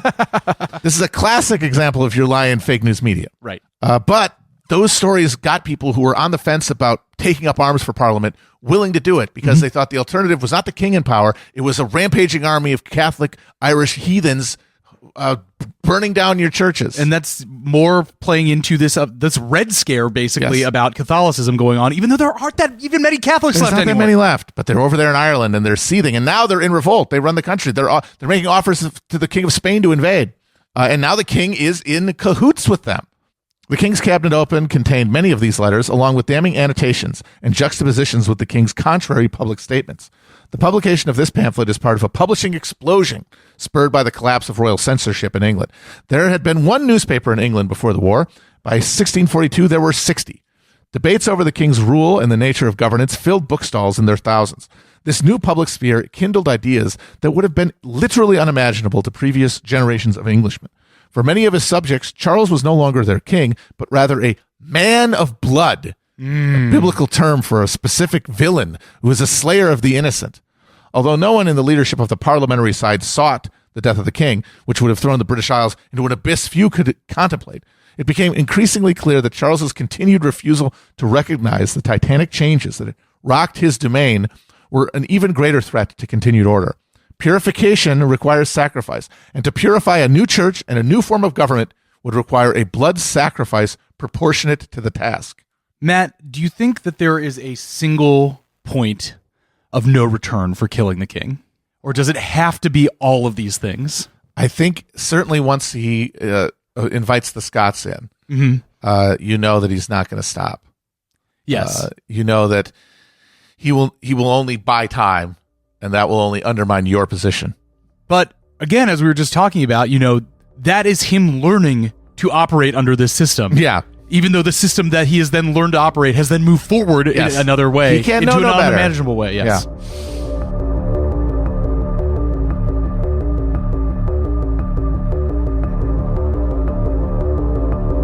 In December 1648, the Rump speedily set up a high court of justice to try the king. They circumvented the need for any royal authorization or consent of the House of Lords and simply declared the Commons' vote an official act of Parliament. 135 commissioners were assembled. The proceedings began on January 20th. The king stood accused, quote, guilty of all the treasons, murders, rapines, burnings, spoils, desolations, damages, and mischiefs to the nation, acted and committed in the said wars or occasioned thereby. Charles refused to enter a plea, staunchly arguing the court was illegal and that the king was responsible only to God. After 3 days, Charles was removed from the court chamber, and witnesses were heard against him in his absence. The king was declared guilty and sentenced to death on January 27th. All 67 commissioners present agreed to the ruling, and 59 would later sign Charles's death warrant. The real G's. Over the next 3 days, Charles disposed of what few possessions he had left, burned his private correspondences, and was allowed to say farewell to 2 of his children, Elizabeth and Henry. At 2 p.m. on January 30th, Charles was led to a black scaffold erected outside the banqueting house at Whitehall. He chose to wear 2 shirts that day so that no one would see him shiver in the cold and mistake it for cowardice, always conscious of his body and how it was perceived. He gave a speech no one could hear but was recorded by his confidant, the Bishop of London, who accompanied him. He declared his innocence and maintained he had always been a good man, a good king, and a good Christian, and that he had truly desired the liberty and freedom of the people of England. The bishop replied he was now exchanging his temporal crown for an eternal one. A good exchange. The king laid down on the chopping block, and with one clean swing of the axe from an anonymous executioner, off with his head. In 1957, the German historian Ernst Kantorowicz published a book about medieval political theory called The King's Two Bodies. The title referred to the mystical connection between the physical body of the monarch in feudal European society and the larger body politic he represented. In a single stroke, the leaders of parliament and the New Model Army had severed both of the king's heads from both of his bodies. They had destroyed the person and the office that embodied their national project. Of all the mayhem and disruption that the crisis of the 17th century had wrought on the continent, no other single act represented a greater breach with established reality. Against the public and private will of all the actors involved, the necessities and vagaries of the moment had pushed them towards an act of catastrophic rupture. A spell, one that had bound the people of England for centuries in a common political understanding, had been broken. It was now the task of the merchants, ministers, and warlords responsible to conjure a new one.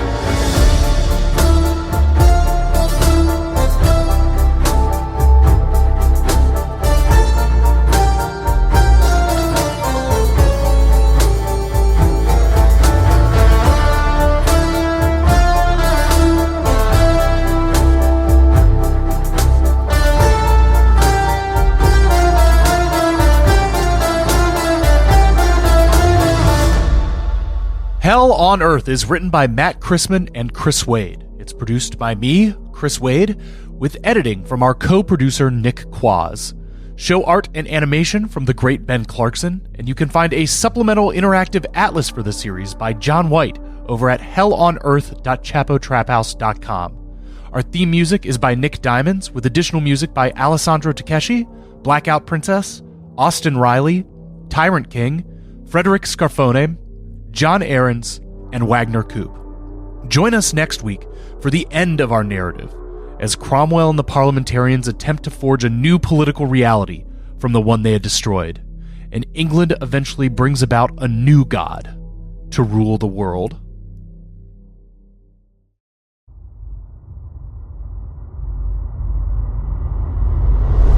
It's August 15th, 1649. And Oliver Cromwell is landing a force of 35 ships in Dublin, Ireland. The king has been dead for 8 months, and now Cromwell, the once obscure backbench MP from Huntingdon, had risen to a position of almost supreme prominence in the new parliamentary government. Though a fighter for the supposed liberties of Englishmen, the next decade would test what those liberties actually meant in a nation without a sovereign, and without a social base to secure them. And so one of his first major actions is to travel across the Irish Sea to crush dissent with extreme prejudice. It's May 25th, 1660, and Charles II Stuart, the near-destitute, vice-addled son of the late Charles I, arrives by boat in Dover. After years of exile on the continent, hunted by the English, shunned by his European royal peers, Charles had, amazingly, been invited back to England to be king. The experiment of the Commonwealth had collapsed in disarray, and conservative elements of the Parliament had had enough with this Republican experiment. It was time for a restoration of the true, God-divined order of the kingdom. It's November 5th, 1688, and Prince William III of Orange, husband of Mary II Stuart, Stadtholder of Holland, disembarks on the English shore at Brixham in County Devon, accompanied by as many as 15,000 men, over 20 24-pound cannons, and weapons to arm another 20,000 volunteers. The Dutch prince would slowly advance towards London. One final revolution would soon take place, completing the cycle of English instability and tying their dramatic upheaval to the dramatic events of the continent a generation before. Beginning with the Scottish Bishops' War in 1637, every component of the Stuart triple monarchy rebelled against Charles's attempt to impose a unified religious and civic administration. From the Scottish Covenanters to disaffected gentry and merchant English parliamentarians to Irish Catholics of all classes, people across the realm had taken up arms to protect what they saw as their communal and individual rights in the face of encroaching absolutism. But in the process of fighting for those rights, they created a military and fiscal state capable of overawing the British Isles in a way Charles could never have dreamed of. Taxes far in excess of anything Charles sought to impose became permanent fixtures of British life, including one assessment that was imposed on the same basis as ship money. Catholic ownership of land in Ireland went from 60% at the start of the rebellion to 20% after its suppression. Scotland's civic administration was finally suborned to the London bureaucracy, and the Kirk finally assimilated into the Anglican Communion. What this machinery lacked was a governing structure with popular legitimacy. When the Stuarts reclaimed the throne, it was a position of vastly reduced personal power, representing a social and economic force beyond their ability to comprehend. The Stuarts' inability to recognize this changing landscape would lead the dynasty to be outstripped once more and for good. These three landings I described above give shape to the 4 decades of English history following the death of Charles I. And through this period, the English will grope in the darkness for a political and social formation that will accommodate their shifting nation. What they will find, with a little help of our old friends the Dutch, will eventually conquer the world.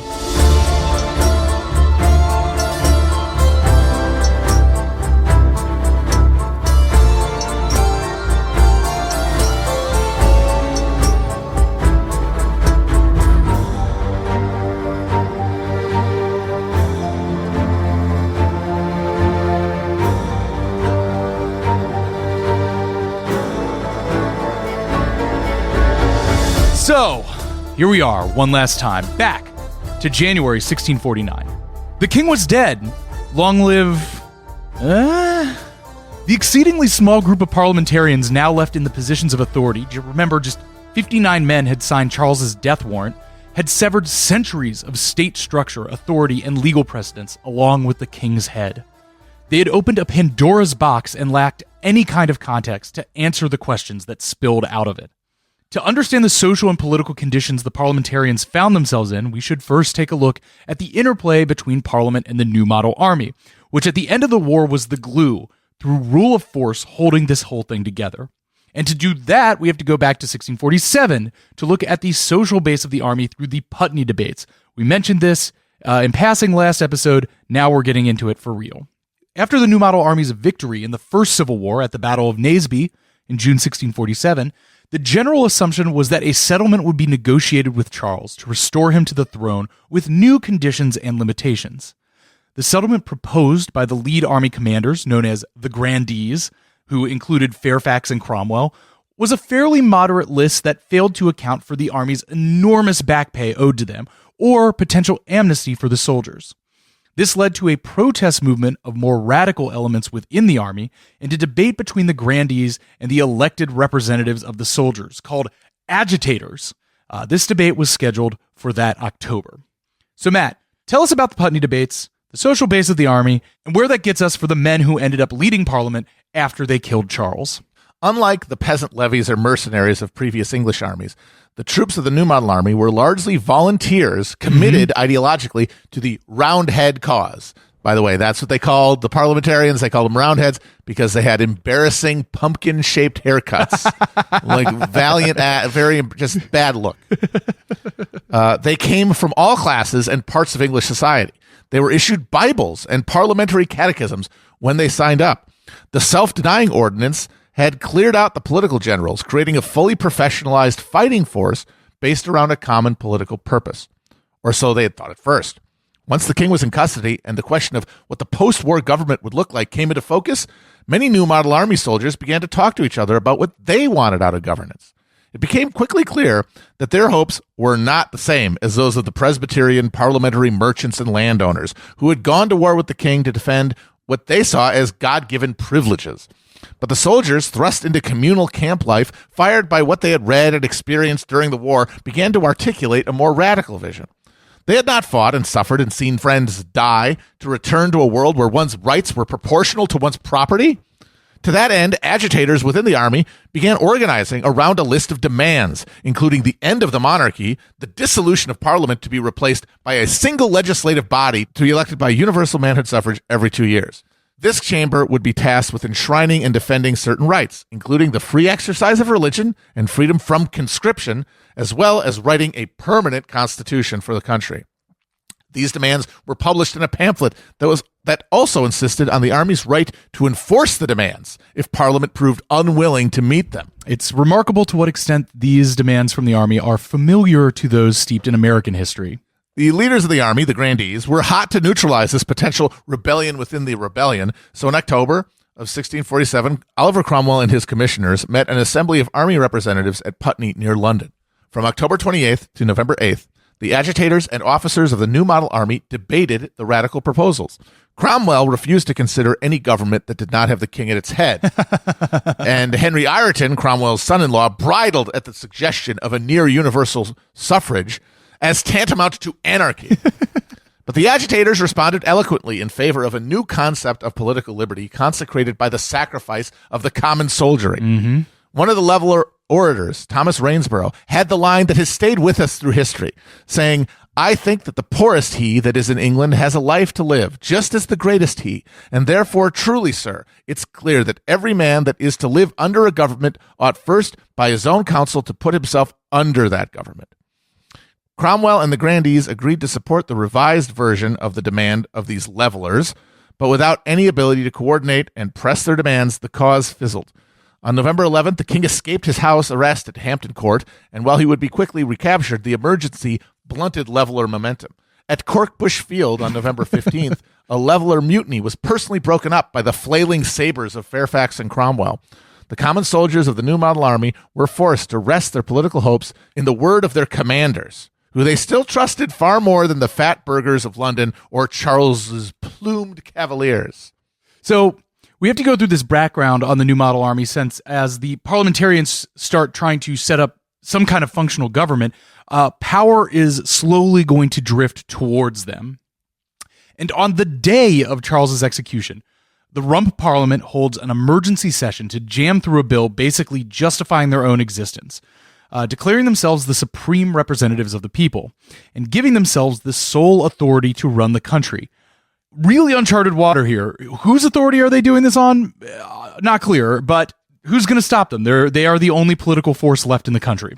Shortly thereafter, in February, the Rump creates a Council of State to serve as an executive body, and that group is dominated by the army, including, of course, Cromwell and Fairfax, as well as a number of other leading officers. With that body in place, the Rump officially declares England a Commonwealth on May 19th, 1649. A month earlier, a group of 19 people had gathered together on a vacant lot on St. George's Hill, southeast of London, with the intention of living in common. They were led by a former tailor named Gerard Winstanley. Winstanley had been financially ruined by the Civil War and became first a leveler, then, after the suppression of the levelers, a true leveler. Now, while the levelers sought to equalize the power, the more radical true levelers sought to equalize that which the law is only an ornament of: property. Right. To that end, Winstanley published a pamphlet called The New Law of Righteousness, which argued that the original sin of mankind, which Puritans sought to root out with their godly instruments of government, was the very concept of ownership. Property ownership divided mankind against itself, created war as the permanent condition of life, and turned all cultural and religious institutions into manufacturers of fraud and misery. Cromwell and Parliament could make any government they wanted, but Winstanley wrote, "So long as such rulers as called the land theirs, upholding their particular property as mine and thine, the common people shall never have their liberty, nor the law ever freed from troubles, oppressions, and complainings." Shut out of government by the landowners and merchants who had bankrolled Parliament and sought a return on their investment, Winstanley led his followers to St. George's Hill in the hopes of demonstrating by their example Christ's true hopes for mankind. These diggers, as they were derisively called, were eventually harassed off of the land by armed gangs in the employ of local landowners. You've proved my point, sir. The Civil War spawned a number of radical religious and political movements and leaders, but few saw into the fissures created by the conflict as far as Winstanley, whose critique of class society anticipated Marx by 200 years. Pretty impressive. The social base that could make anything of such precocious concepts had yet to be built, however. So when the diggers were repressed, Winstanley drifted towards another movement that had its origins in the dislocations of the Civil War, the Society of Friends, also derisively referred to as the Quakers. All the names that come down to us of any of these groups are people making fun of them. Yes. If godly governance was not possible, the Quakers sought to use the new leeway of religious nonconformity to live as godly individuals in a fallen world. Meanwhile, the faction of land and capital owners who had emerged victorious from the war and in command of England's governing institutions, set about the impossible task of proving Winstanley wrong by building a godly class society. Many people hoped that the victims of the war, over 250,000 men and women in Scotland, England, and Wales, or 7% of the island's population, had died to secure a new enduring peace. They would be sorely disappointed on that score. So we might get a little more into this in a bonus episode, but you really do see the clique of parliamentarians who emerge here really setting the mold for future bourgeois revolutions by overthrowing the previous regime and then immediately turning back to shave off their radical edges on both sides and setting up this moderate revolutionary center that has no social base to continue forward, right? Yeah, and they're going to struggle mightily with trying to build one. Meanwhile, there is this other possible social base being articulated by people like Winstanley, but it's too soon. It can't be comprehended. There are no structures that can channel those feelings, right, Winstanley and others, into it about what this new freedom is going to lead to. So then, with power reasonably consolidated, the rump turned to its most pressing issue, the continued rebellion in Ireland. Over almost a decade of rebellion, the Irish Catholics had secured almost the entirety of Ireland, with only Dublin holding out as an English stronghold. Additionally, the Irish Catholics allied with the remaining royalists and declared Charles II as King of Ireland in early 1649, and the threat of an Irish royalist invasion was now real. Plus, the financial motivation for reclaiming all of those plantations and the possibility of raising revenues from the sale of confiscated Catholic lands was tantalizing to the parliamentarians. There's always you can have ideological things, but in the end of the day, there's some land over there we can get. And also you have these pissed off troops who are demanding their back pay, which you cannot give them, which can be extorted from the periphery. So as Cromwell prepared an invasion, the Irish attempted to take Dublin and deny the English a landing port. But on August 2nd, the English garrison at Dublin launched a surprise counterattack and dispersed the Irish. And 2 weeks later, Cromwell lands in Dublin with his 35 ships, with his son-in-law Henry Ireton following shortly after with almost 80 ships. The conquest of Ireland was an absolutely brutal affair. Marked by a series of sieges of Irish strongholds and fortified towns, Cromwell would often offer no quarter to any force that put up a fight. After the siege of Drogheda, the Irish commander Arthur Aston was beaten to death with his own wooden leg.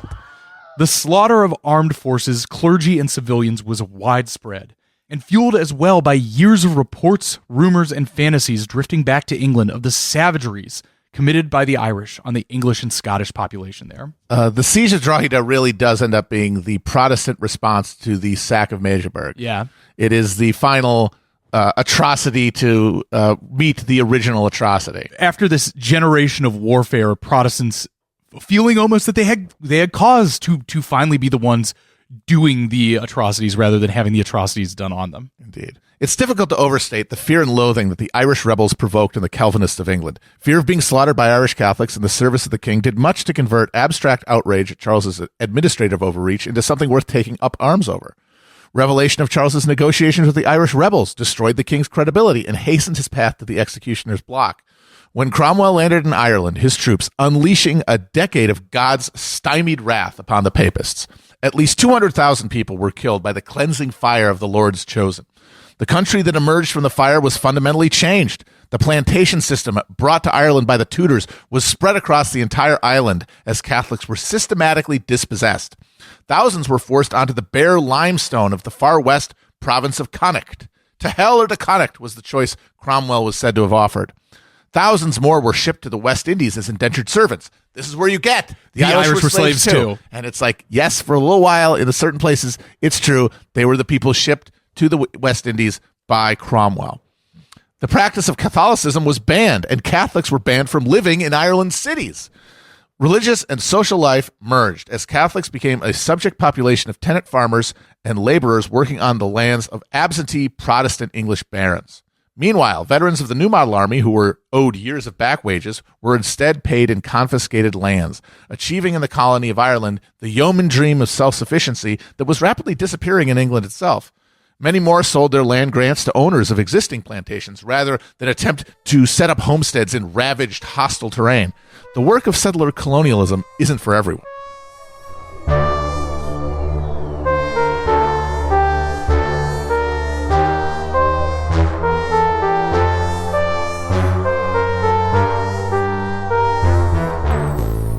Though fighting, resistance, and suffering would continue in Ireland for years, and really to this day, in May of 1650, Charles II abandons the Irish Royalist alliance in favor of an alliance with Scottish Covenanters again, who start raising an army to stage a Royalist invasion of England. So Cromwell departs Ireland to deal with that. Parliament's plan to stage a preemptive invasion of Scotland was the breaking point for Thomas Fairfax, the longtime commander-in-chief of the New Model Army, who resigned his post rather than take up arms against his former allies.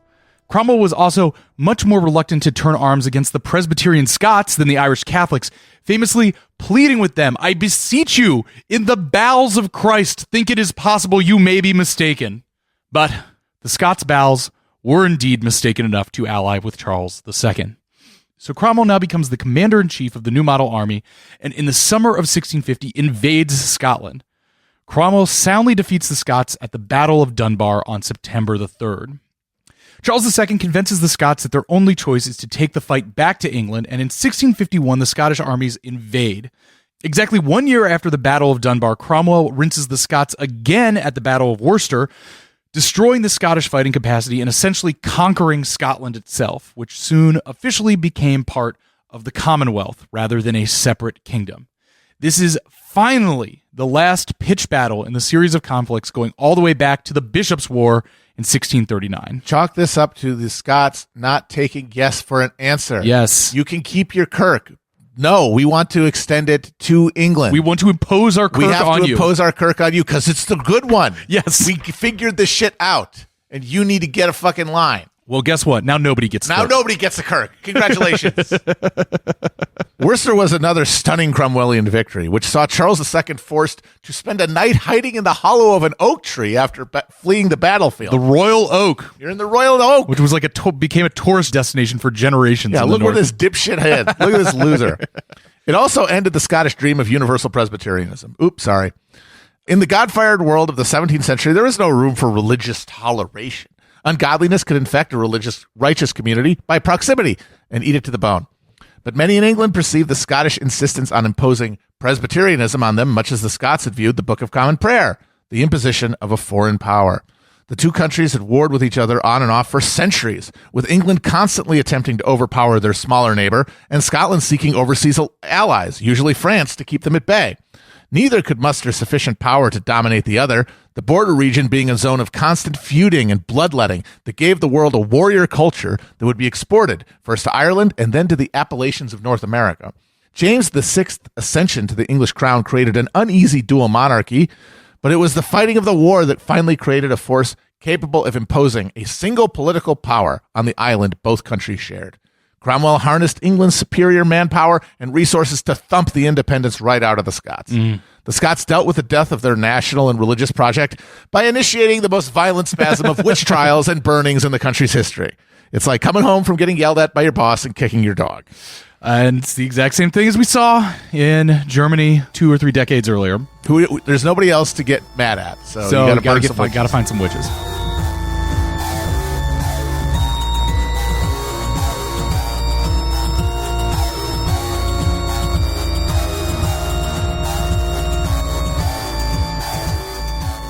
So now Cromwell, commander-in-chief of the New Model Army, conqueror of Ireland and Scotland, is essentially the most powerful man in the Commonwealth. We covered his early biography last episode, but I think it's time to take stock of Cromwell, the man in power, the obscure country gentleman who's about to be the ruler of England, Scotland, and Ireland for half a decade. So what do you make of Cromwell, the guy? Because he's a very contentious figure. There are two types of guys we've spotlighted over the course of these series. You've got your dynastic rulers who are forced to adjust to a rapidly changing world. And then you got the upstarts who rise to positions of influence by embodying those changes. Oliver Cromwell, coming as he does near the end of this century and a half of political and religious tumult in a country with the most dynamic political system in Europe, is the upstart's upstart. Fired with the singular religious vision of a Luther or a Calvin, able to harness the unleashed forces of the military and financial revolution like a Wallenstein or a Gustavus, Cromwell rose to the commanding position of a powerful new state apparatus. But people like Cromwell can only rise as far as the currents of history will take them. No act of will could fill the vacuum of authority left by the execution of the king.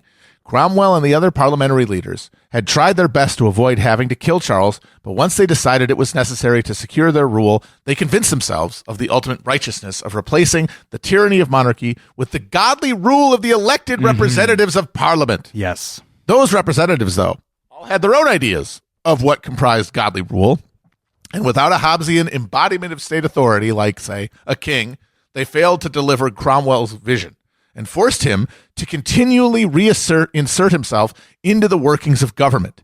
Yes, rule by the elect, democracy, but they just weren't doing it right. Yes. I am convinced that Cromwell was not manipulating events to keep being put in charge. He had every opportunity to be a king of England if he wanted it.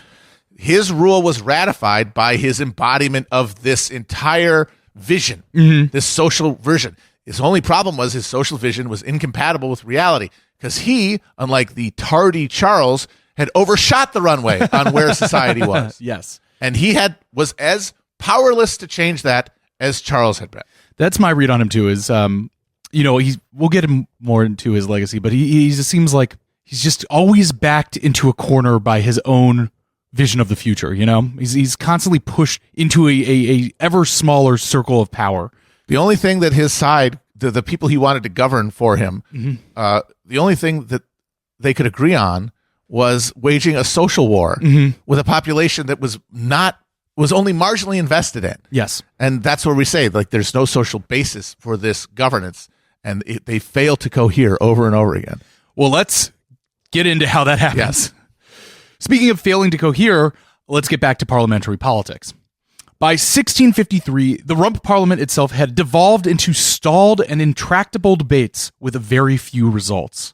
Though they had managed to pass a navigation act to shore up English commerce and piss off the Dutch in the process, and more on that in a minute. Weird how what they could agree to. Yes. Were the things that were the expeditious interests of the merchant class. Yes, exactly. The attempts to create a legitimate structure for perpetual government or produce a settlement for all the still achingly fractured religious divides in these former three kingdoms had all gone nowhere. Cromwell hoped his stunning military victories would have given the Rump both the breathing room and godly inspiration to start making some real movement. But by April 1653, as the Rump's main move seemed to be setting up individual recruiter elections to simply perpetuate itself, Cromwell reached a breaking point. Faced with a parliament that defied the will of the sovereign, Cromwell did what Charles had done, lead an armed band into the assembly with the intention of breaking it up. But where Charles spoke for himself and his threadbare medieval institutions of power into a hostile, organized power faction with the London crowds at their back, Cromwell spoke for a modern military fiscal state to a divided and unpopular collection of religious wackos. So when he said, quote, "You have sat here too long for any good you have been doing. Depart, I say, and let us have done with you. In the name of God, go." They fucking went. And now the slow creep of military rule was complete. After the Rump's dismissal, Cromwell and the army were the only remaining body of any authority left to govern the Commonwealth. And yet they still grope for something approaching institutional legitimacy. So a small group of top army officers get together and come up with a new form of parliament, and ended up personally selecting 140 men, mostly based on who they thought were the most godly, because what other qualifications can you possibly have here? This assembly comes to be known as Bare Bones Parliament, after one member of it with maybe the most Puritan-ass name of all times, Praise God Bare Bones. Praise God Bare Bones. Ah, Puritan names, man. And guess what? This parliament collapses in December 1653 after 6 months of infighting over mostly religious issues. What? Yes, could you believe it? At least Bare Bones Parliament has the courtesy to vote to dissolve itself and not make Cromwell haul the army back in there to send them home. Very polite of them. So the ball's back in the army's court, and now the council of officers take it upon themselves to finally build a new full government. What they come up with is called the Instrument of Government, a document devised by Major General John Lambert and drawing from many of the proposals that came out of the Putney debates. The instrument creates a tripartite government featuring a checks and balances system between a parliament, a council of state, and a single executive, the Lord Protector, which is, I think, the best name for an executive that we've already come up with, the Lord Protector. I would love to be a Lord Protector. Yes. So in this system, Parliament voted on legislation and then also voted members of the Council of State in. The Lord Protector had military authority and the ability to veto acts coming up from Parliament. And the Council of State voted in the Protectors, chose who the Lord Protector would be, and future replacements for the Lord Protector. And also the Council had many actions of the Protector required the majority vote of Council for assent. So, on paper at least, a reasonable, rational system that purposely seeks to avoid, say, a military dictatorship. And you see the protean form that political structures under capitalism, ascendant capitalism, will create. This divided government that allows for public debate to replace the will of an individual sovereign, but ends up being directed by, instead of the landowning class that backed up the king, the property-owning classes of the cities. Exactly. The capital-owning classes of the cities. So the Council of Officers vote the instrument in on December 15th, 1653, and elects who else but Oliver Cromwell, the Lord Protector, the next day. A new parliament, complete with reformed districts and elections, assembles in September 1654. And will it surprise you to hear that this parliament collapsed into infighting and didn't make any motion on the dozens of reform bills presented to it? Cromwell dissolves it as soon as he's allowed to by the instrument of government in January of 1655. Okay, so that is the extreme thumbnail of how we get from the last vestiges of traditional English government with the Rump Parliament of 1649 to Lord Protector Cromwell in 1655. The further details of all of this are, of course, very interesting and important, but it's the broader strokes that we are actually getting at. A seemingly unresolvable cycle of straining for political legitimacy, functional government, some form of democratic rule that collapsed back onto military rule by those few Puritan officers and, of course, Oliver Cromwell. The social base had not yet developed to the point that it could imbue authority in any meaningful sense to institutions that did not have some sort of hierarchical connection to a greater polity. Right. No matter what their religious belief was, that was the only thing that could unite them. And Parliament itself is dominated by people who thought that they could fix all this by applying their specific millenary understanding of Christianity to the question of government, and thereby resolving all the contradictions through the second coming of Christ. That is their answer to the question of what about these mounting contradictions caused, as Winstanley would point out, by property relations. Yes. Their answer is, we will make these questions meaningless by bringing about Christ's return. Right. So we don't have to give up any of our stuff before that. Yes, the second coming of Christ really would fix the dialectical machine that drives history. Yeah. But of course, there's no popular force to fill in with real demands for reform, because they didn't get the levelers didn't get their increased democracy. Right. So they were shut out of the process. Right. And there was no way to ground this authority, this new system, in imbue it with popular legitimacy. So it just totters around, and the only person who can stand in for that pediment is the guy who is the closest thing to a conquering sovereign who's around, Oliver Cromwell. His claim to the throne is the same as Henry Tudor's had been. I've got the guys. I've got the army. And he had the ability, who's going to stop me? But his ideological commitment to the project was such that he could not refound it.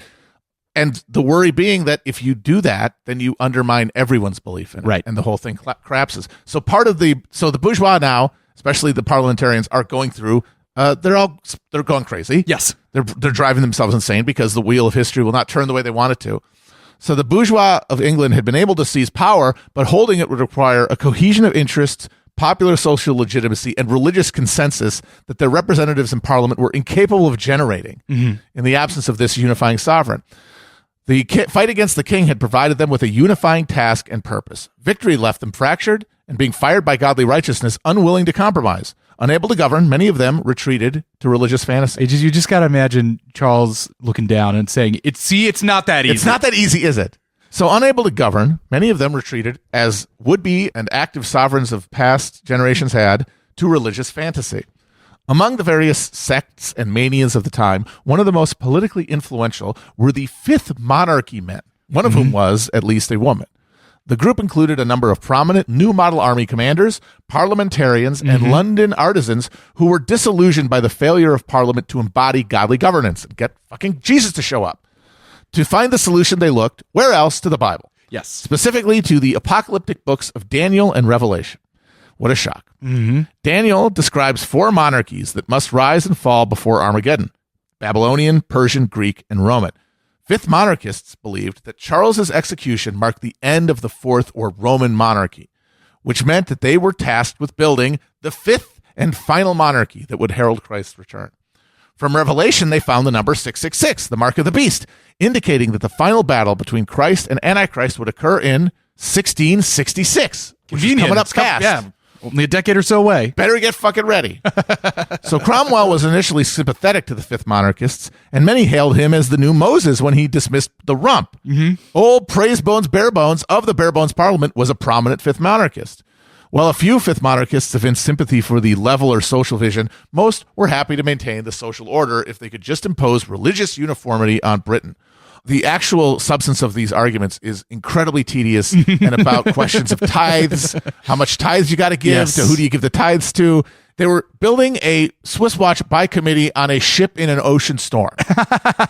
So all of them became disillusioned with Cromwell when he kicked Barebones and his boys out of Westminster. Never able to reach a mass constituency, the fifth monarchists failed to assert an independent influence on Cromwell's government. One of the most prominent later fifth monarchists, a cooper named Thomas Venner, led an abortive uprising against Cromwell in 1657. Turns out, not Moses after all. Domestically, Cromwell spends most of his time in power trying to get this damn system of government working in some functional way. This includes this whole business of dividing the Commonwealth into military districts under the direct control of some major generals of the new model army, which then impose a harsh system of taxation to support the army itself. As well, Cromwell's administration worked to impose state religious institutions and morality conforming to his cadre's very specific brand of puritanical beliefs. This is the aforementioned Swiss watch on the boat. This is when they really get around trying to take out Christmas as well. What do they have left? Culture war. Yes, literal culture war. War on culture to replace the political power that can't be asserted. And remember, it wouldn't be hell on earth if it didn't involve a bunch of people becoming obsessed with creating a heaven on earth. By nobody getting any figgy pudding at all.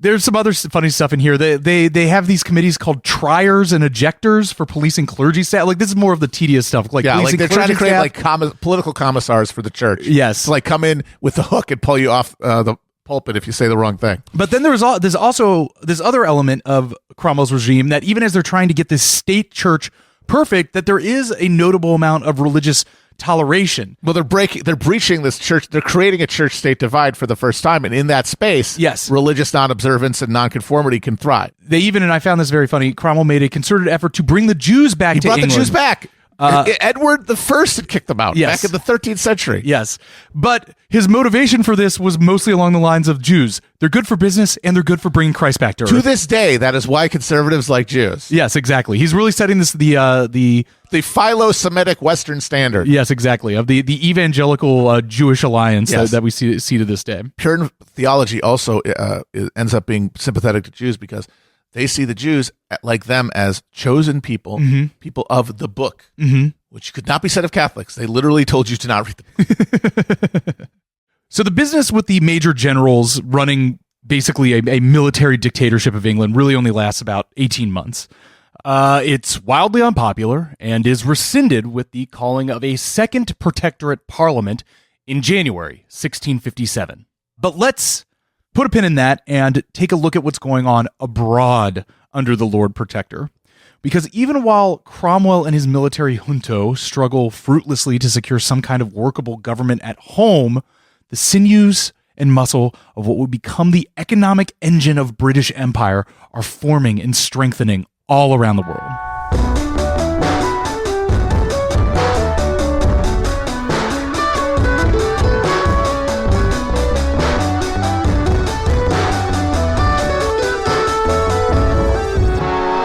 While Parliament might have been unable to agree on the status of religion in the new Commonwealth, how much tithing there should be and whatnot, the merchants who supported them were united around one goal: advancing their colonial interests and getting return on their colonial investment. The highest ranks of the landowners and merchant class in England during the war had supported Charles. Right. Because for all his faults, he stood for an established order that treated them well. At the very top of all of these places, including among the merchants, you're going to see politically conservative sentiment reign because things are going well. Yes. So they support the king during the war.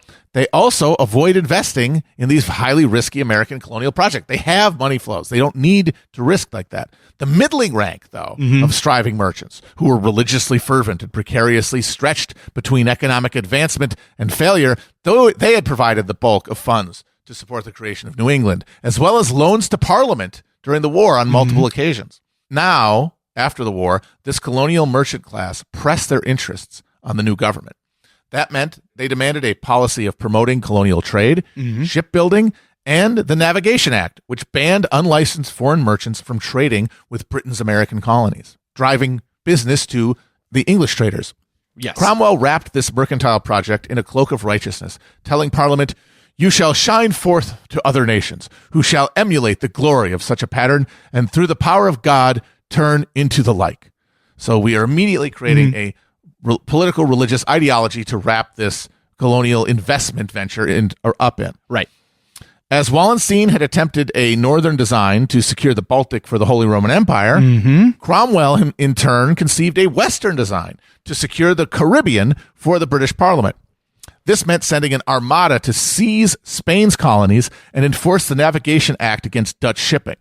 The design largely failed, netting only the island of Jamaica, but the Dutch were soundly defeated, creating a durable English trade network between the British Isles and her American colonial holdings that would fuel the British economy for the next century.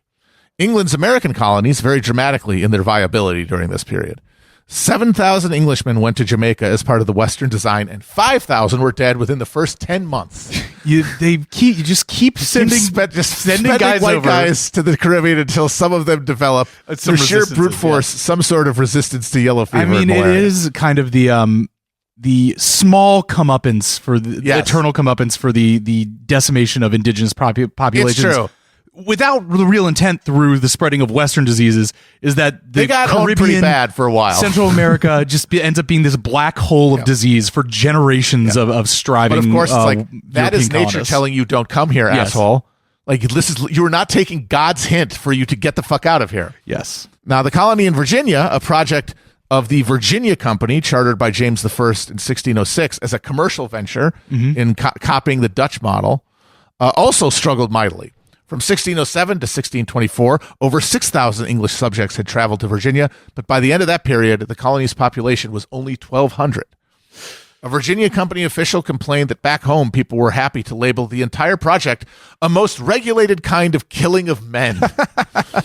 Put that in the brochure. Yes. The colony was perpetually short of supplies and beset by attacks from the indigenous population. New England was a different story, where the religious project of the Puritan settlers fostered a social solidarity that saw the population explode over the course of the 17th century. In fact, New England was likely the only place on earth where Europeans saw their caloric intake increase during the mid-century crisis. They're having all those Thanksgivings. They're fattening up. Yeah. The social contradictions that tore Europe apart were resolved in the New World through the secret recipe of religious uniformity, war with and dispossession of Native American tribes, and the importation of enslaved Africans, who were crucial in turning the labor-intensive soils of the South into the cash crops that sustained the colonial enterprise and filled England's coffers. The split in the Calvinist psyche that had originated in the Arminian-Gomarist conflict in the Netherlands, remember that? Well, it was resolved in British North America through a spatial fix. New England, with its rocky soil, became a hub of trade and manufacturing, where the most successful capitalists were able to profit from the settlement of the continent by sitting in drawing rooms, trading bills of exchange, without dirtying their hands. The religion followed from that. Fiery Puritanism gave way to liberal congregationalism, and as the scientific advancements of the Industrial Revolution undermined faith in revealed religion, secular liberalism.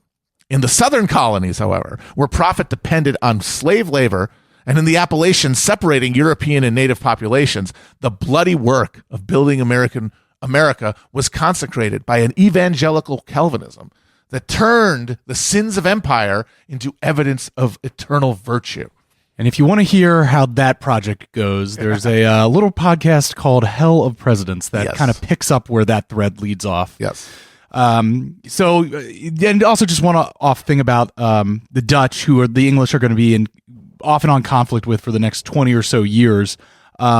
There is also a brief, interesting moment in 1651 where the Dutch and English are feeling out the possibility of a political union against the Spanish. Like, hey, maybe we're the same guys, and but it gets kiboshed because the Dutch were kind of sending feelers over about it to just kind of see maybe Cromwell we can get was a something little going. too excited about the but then Cromwell wrote back like, really?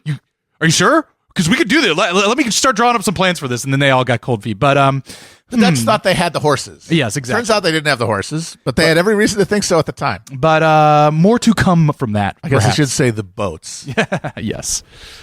And here we're back then to the old problem that even the execution of the king and the establishment of a Commonwealth couldn't do away with. All this adventure and the perpetuation of a standing army needed money. So a second protectorate parliament was called, which met starting in September of 1656. This parliament rejected a militia bill for continuing the taxes for the rule of the major generals, bringing that whole experiment to an end. They then submitted a reformed constitution called the Humble Petition and Advice. Please, sir. We may have some democracy. This constitution brought more authority, especially around taxation, directly under parliamentary control. Still struggling to wrangle this government into something the English could comprehend as stability, it also, humbly petitioned Oliver Cromwell to take the crown and officially become King Oliver I. Could have done it. And Cromwell considered this offer for several weeks. They all understood the concept of a king was interwoven with the fundamental laws of the nation. He deeply desired a settlement to the years and years of instability. He wanted to make the whole thing fucking work. But in the end, his final reasons being eternally his own and left to the speculation of future dorks like us, Cromwell refuses the crown.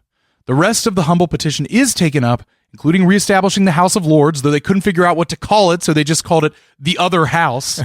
But maybe, just maybe, we're finally getting somewhere with this whole project. And then, on September 3rd, 1658, the dual anniversary of his smashing victories at Worcester and Dunbar, Oliver Cromwell died at the age of 59. Cromwell leaves one of the most difficult and fascinating legacies of any of the guys we've covered here. He's really setting a mold for the next 300 years. He is a singular leader to emerge from a revolutionary moment that comes off as a genocidal dictator to some and a noble champion of liberty to others. Though he installed a military dictatorship over the Commonwealth, at every point he tried to find some other way to manage the country, and ultimately he did refuse to become the king. He slaughtered the Irish, but worked for broad religious toleration at home. For every parliament he dismissed by force or procedure, he tried to call at least one more. To me, like most of the guys from our history podcast that I end up feeling some sympathy for, he comes across as an extremely capable and focused guy, thrust into his position by a wild combination of skill and circumstance, who is desperate against completely unmanageable forces to get everyone to stop fighting about bullshit and just get shit done. Unless you're Irish Catholic, then it is, of course, to hell or Connaught.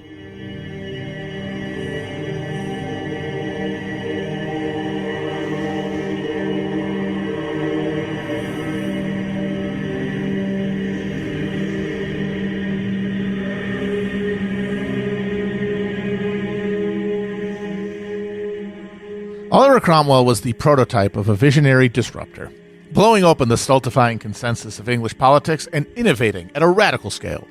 And like many visionary disruptors who would follow him, he ended up accidentally recreating the very thing he disrupted. As Netflix ended up inventing cable television, Cromwell ended up inventing hereditary monarchy. The failure of Parliament to cohere into a viable instrument of government left Cromwell to embody the state's legitimacy in his person, just as the Stuarts, Tudors, and Plantagenets had done before him. But instead of centuries of history, ritual, and symbolism, his authority was upheld by nothing more than his personal resume of battles and wars won, which was enough to hold together a fractious polity in his lifetime, but not enough to transfer to his chosen successor, his son Richard Cromwell, who had won precisely Dick. And I want to say, paradoxically, his refusal to take the crown, which gets him labeled as this humble servant of burgeoning democracy, however they conceived of it, I would argue is actually evidence of his pride.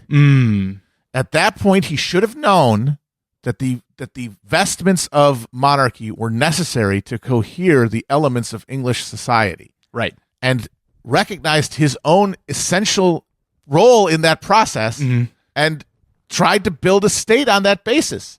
Instead, he's like, no, my dipshit son will get it for me on this fucking rickety structure that had done nothing in its short existence to create real tendrils of authority that go downward into any levels of English society. Casual history observer tip. If you find yourself at the head of something in a revolutionary moment, start planning your successor immediately. Immediately. Yeah, that is... Like, he should have had a successor in pocket in 1649. Yeah. And he should have made it a hereditary. He should have reestablished the goddamn monarchy. Yes. But then they would have been wrong about something. And then once you start pulling those Jenga tiles out, the entire edifice collapses. The short, sad protectorate of Richard Cromwell is a pathetic footnote to the stunning rise of his father. Richard succeeds upon his father's death in September and is immediately faced with the same issues: authority and money. The role of protector only functioned inasmuch as it commanded the power of the new model army, which had no personal loyalty to Richard, and required massive state financial support, which required parliamentary consent from an increasingly conservative parliament wary of military power. And very jealous of their accrued political and economic power. So Richard calls a parliament that meets in January of 1659. The army's petitions of their concerns to Parliament are ignored, and Parliament, increasingly dominated by the other House of Lords, goes about drawing up charges on an army officer accused of mishandling a royalist way back in 1655. Petty stuff, but they're trying to assert their authority. Sufficiently pissed off, the army leans on Richard to dismiss the Third Protectorate Parliament, which he does in April. A month later, facing rejection from both army and parliamentary class, Richard submits a letter of resignation and slinks off into obscurity after just 9 months on the job, allowing the Protectorate itself to be seen as a mere aberration by the power-mad Cromwells. And that's how we get one of the more unfortunate historical epithets for Richard: Tumble Down Dick. Tumble Down Dick. Oh, God, that's so brutal. yes. Got to be one of the top fail sons in history. And it should have been and could have been Cromwell's brother, son-in-law, Henry Ireton, but Who'd he been died with him at all, yes. He died in 1651. Yeah. So once again, you had someone who is a theoretical successor, and then the winds of fate come along, and you're left with somebody who had no acculturation or seasoning to the role and could not hack that pressure. Dick game tumble down status. It's a tumble down dick. The army reassembles the Rump Parliament. Hey, come out here, guys. Yes. No hard feelings. Going back to pre-protectorate electoral configuration, which this newly reinstated Rump Parliament dicks around until October, when it is again dissolved by the army. What? This time under reinstated John Lambert, who then organizes a committee of safety of military men to run the state. This is where the possibility of the army staging an essential military coup is real. Yes. And this is when you see the other forces in English society start moving towards the pole that they recognize. Yes. So all of this is too much for one George Monk, who is a slightly enigmatic figure in this whole process. It's never really clear what his specific motivations are or what he fully intended to do when he set out on this, but he becomes the man of history of this moment. He is he's a classic one of these sneaky sneaks. Yes. Who get in there and grease the wheels, and you're never sure why. Yes. But they have it seems like they have some intuitive understanding of where the main chance is and how to get about pursuing it, basically. So Monk was the current military governor of Scotland, and he leads an army to London to restore order now that the wheels have just fallen off of everything. Lambert takes an army to fight Monk, but Lambert's army just kind of dissolves, and Monk takes London, and then they just restore the king. Like, that's it. After 20 years of fighting over this, the restoration of Charles II Stuart is remarkable for how it kind of just happens with ease. They're just invite him back in. Yes. They're literally out of ideas. Monk reorganizes the Rump Parliament back into the Long Parliament by readmitting everybody who is purged by Pride and Pride's Purge. The Long Parliament finally votes to dissolve itself in March 1660, 20 years after it was first officially called, and after all those de-evolutions and reinstatements. That is a long-ass parliament. It is a long-ass parliament. And they replace themselves with a convention parliament oriented towards restoration.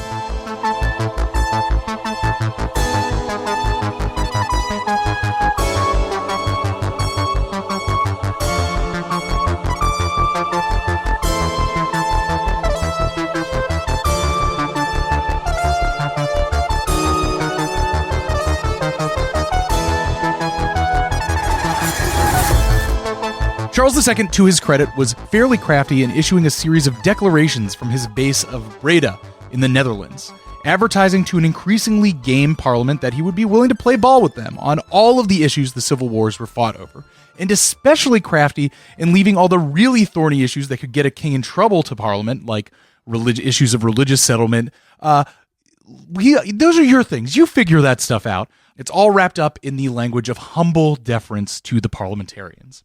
So on May 25th, 1660, Charles's boat lands at Dover, delivering the prodigal king back onto the shores of England.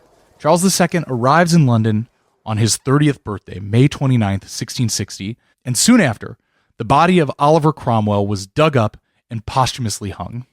It's very funny that all of this process leads to the overthrow of Cromwell, who had been forged by the war into this, diamond of history, and then replaced by Charles II, who spent all of that time just basically hat in hand at the various courts of Europe, yes, being passed around like a poor relation, just being generally a drunk, very horny oaf. Yes. Flamboyant party boy. Yes. Just wearing on the patience of everyone who had to put up with him. Yes, who going from France to Spain to the Netherlands, just saying, if you give me £1,000 and I'll put an army. Just let me hold some shillings. Yes, I'll get an army together and we'll take over England. And then after all that, they're just like, hey, you want it?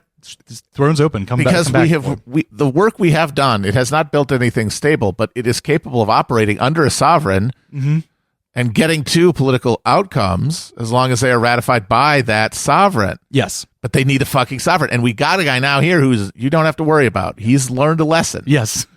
I'm sorry. Please help me home. One of the key compromises that allowed for the return of the Stuarts was the Indemnity and Oblivion Act, which offered a mass amnesty to those who had fought for and governed under the parliamentary side and later Commonwealth.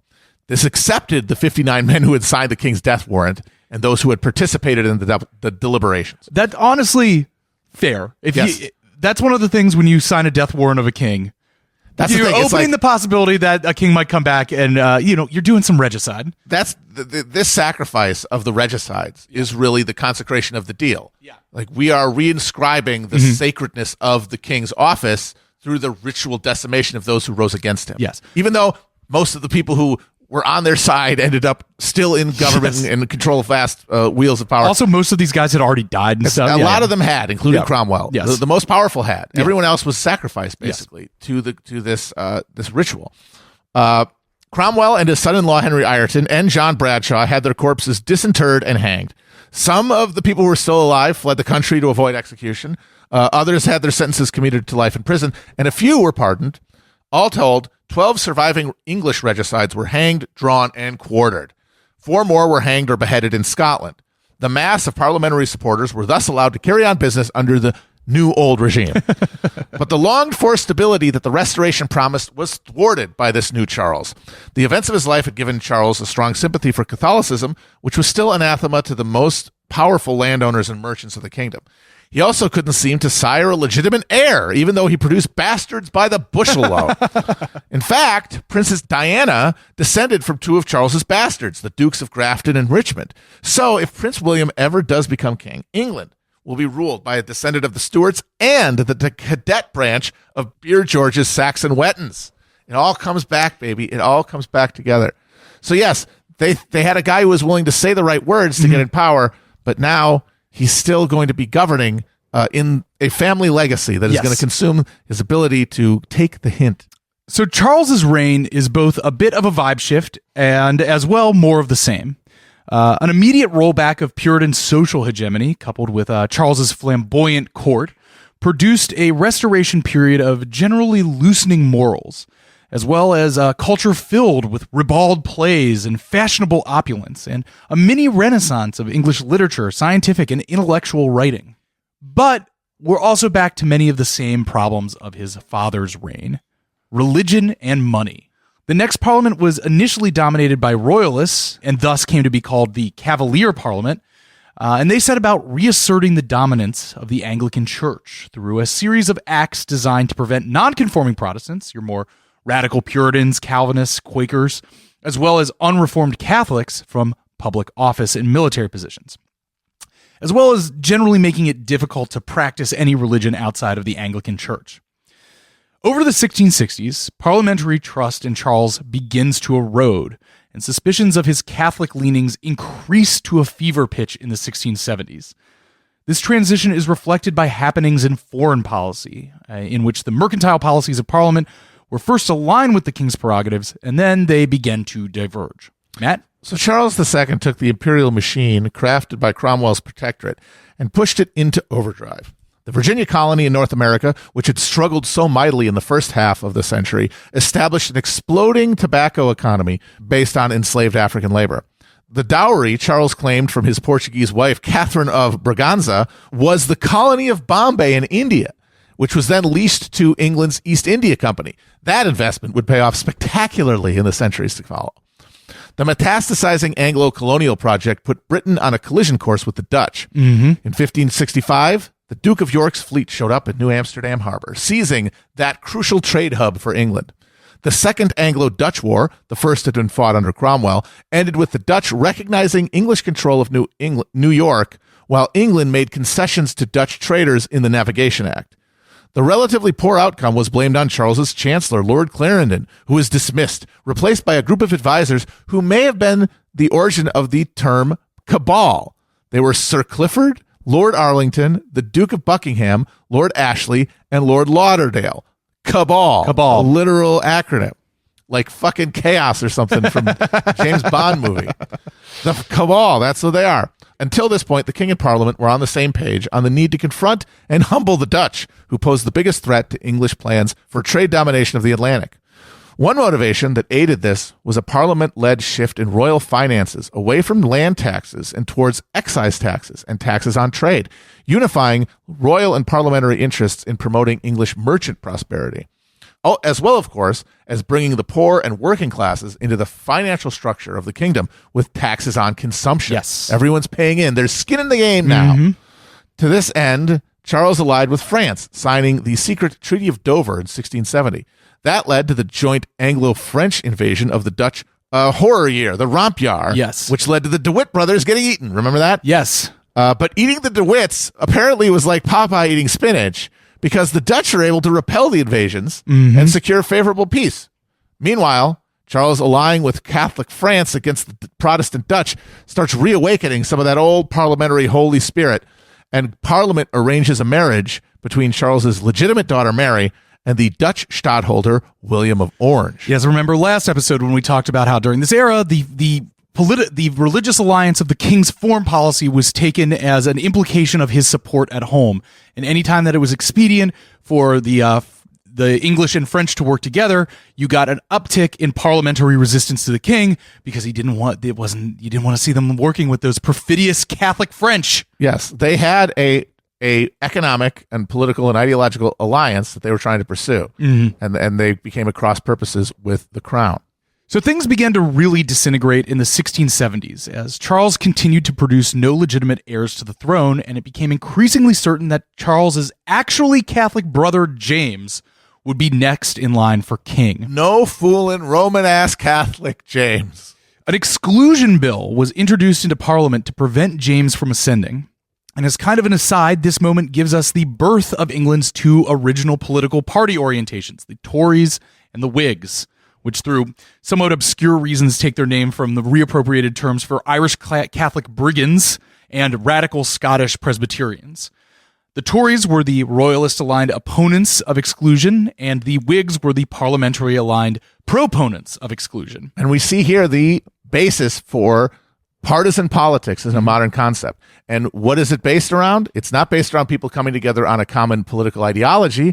It's based around a response to a specific issue. Yes. That expedience, what are we going to do about the king's Catholic brother, creates the conditions that organize people around a political pole, which then creates a party, which then creates a public face that is, and it creates a culture of competition. Yes. Where the class antagonisms are sublimated away from physical confrontation towards legal confrontation through these deliberative bodies. And it's also a part of the development of the social technologies of his time, the growth of printing and news cultures.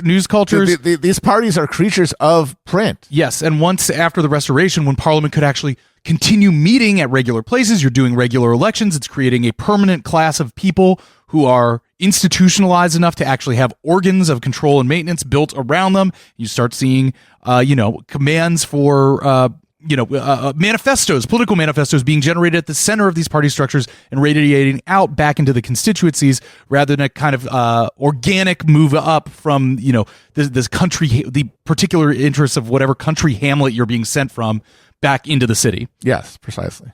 So the rest of his reign is spent with Charles calling, then almost immediately dismissing Parliament as it becomes increasingly combative, both with the king and within itself.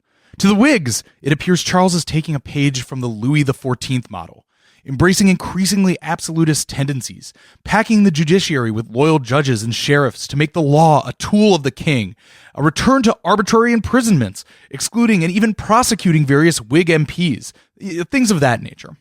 Well, then, in February 1685, Charles dies rather suddenly of an apoplectic fit at the age of 54.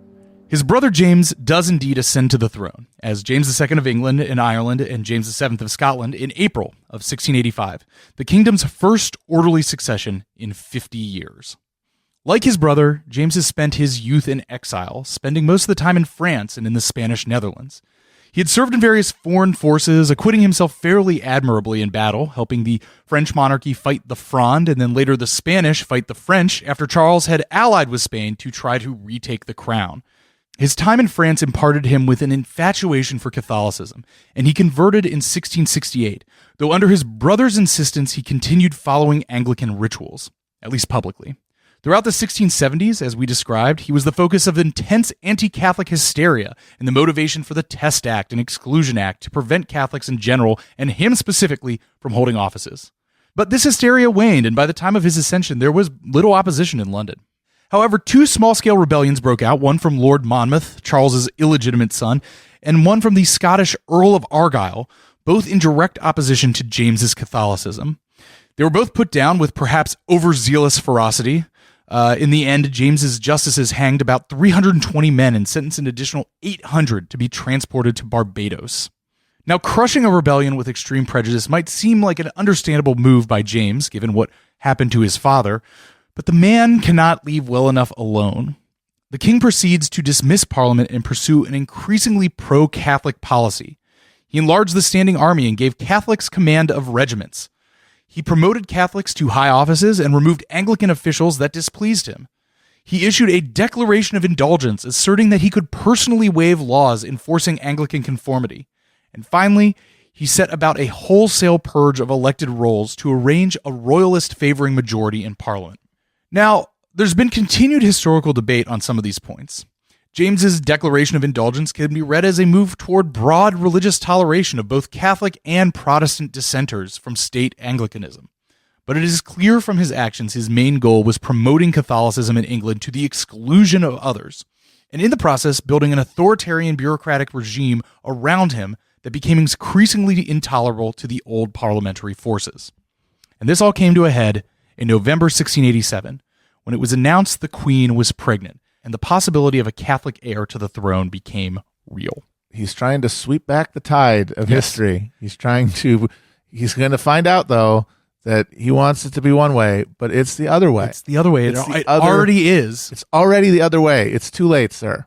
The English merchant class, which had fought so long and hard to wrest political and religious authority from the hands of Catholic and crypto-Catholic monarchs, saw the possibility of all their advances being undone.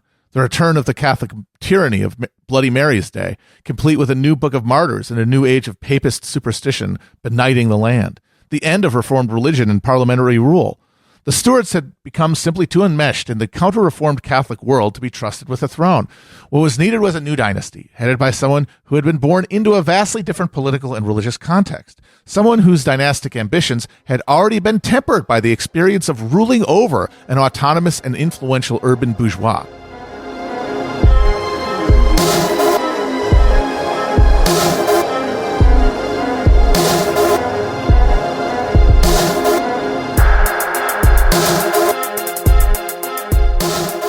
So William III of Orange was born November 14th, 1650, in The Hague, Netherlands. He was the son of William II of Orange and Mary, the daughter of Charles I, though his father died of smallpox 8 days before William III was born, and his mother was often absent in his childhood. This led to an education and rearing from multiple sources, including a guardianship under his uncle Frederick William of Brandenburg and a stint in the University of Leiden, and also under the direct supervision of Johann de Witt. Though through all this, he was exposed to a mix of the classic dynastic education befitting one expected to be a ruler and the mechanics of public business that was the domain of the Grand Pensionary of Holland. He came up as the power of the burghers of the States General was reaching its zenith, and though William was known to be charming, capable, and generally popular, the states were constantly working to undermine his ability for advancement, including separating the office of Stadtholder and Captain General, and specifically banning a member of the House of Orange from becoming Stadtholder of Holland.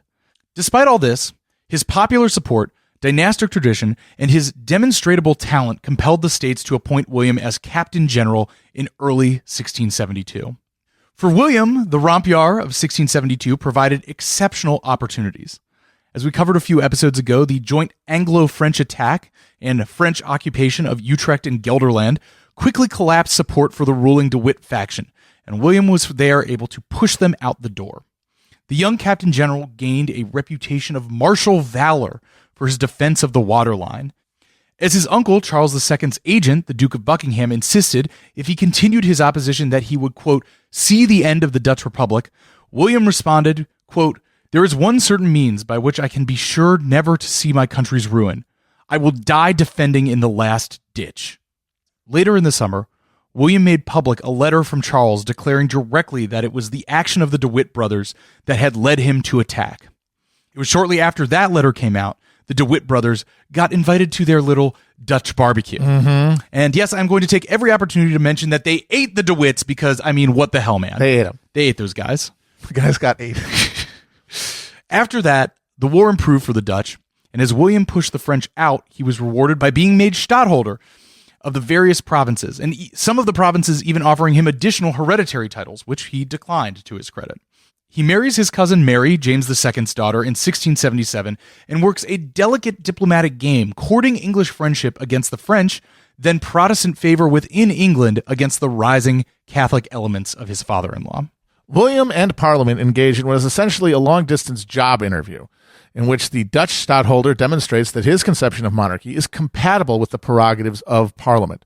In 1687, William publishes an open letter denouncing James's usurpation of powers and his intent to Romanize England. The next year, 7 English notables reply in a letter to William. It's basically a do you like us, circle yes or no type situation. And he wrote in, yes, maybe, stating, the people are so generally dissatisfied with the present conduct of the government in relation to their religion, liberties, and properties, all which have been greatly invaded, and they are in such expectation of their prospects being daily worse, that your highness may be assured there are 19 parts of 20 of the people throughout the kingdom who are desirous of change, and who, we believe, would willingly contribute to it, if they had such a protection to countenance their rising, as would secure them from being destroyed. They're basically saying, if you come, we will back your play. Yes. In October of 1688, William issues his Declaration of The Hague, which states, it is both certain and evident to all men that the public peace and happiness of any state or kingdom cannot be preserved, where the laws, liberties, and customs established by the lawful authority in it are openly transgressed and annulled, that the inhabitants of the said state or kingdom may neither be deprived of their religion nor of their civil rights.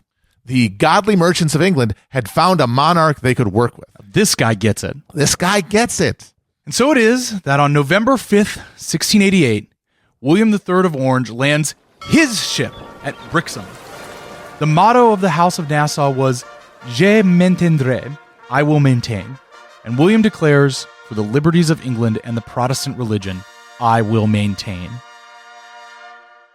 The Revolution of 1688 is glorious because it is so easy. James's authority and support begins to immediately dissolve, with mass defections of Protestant commanders to William's cause.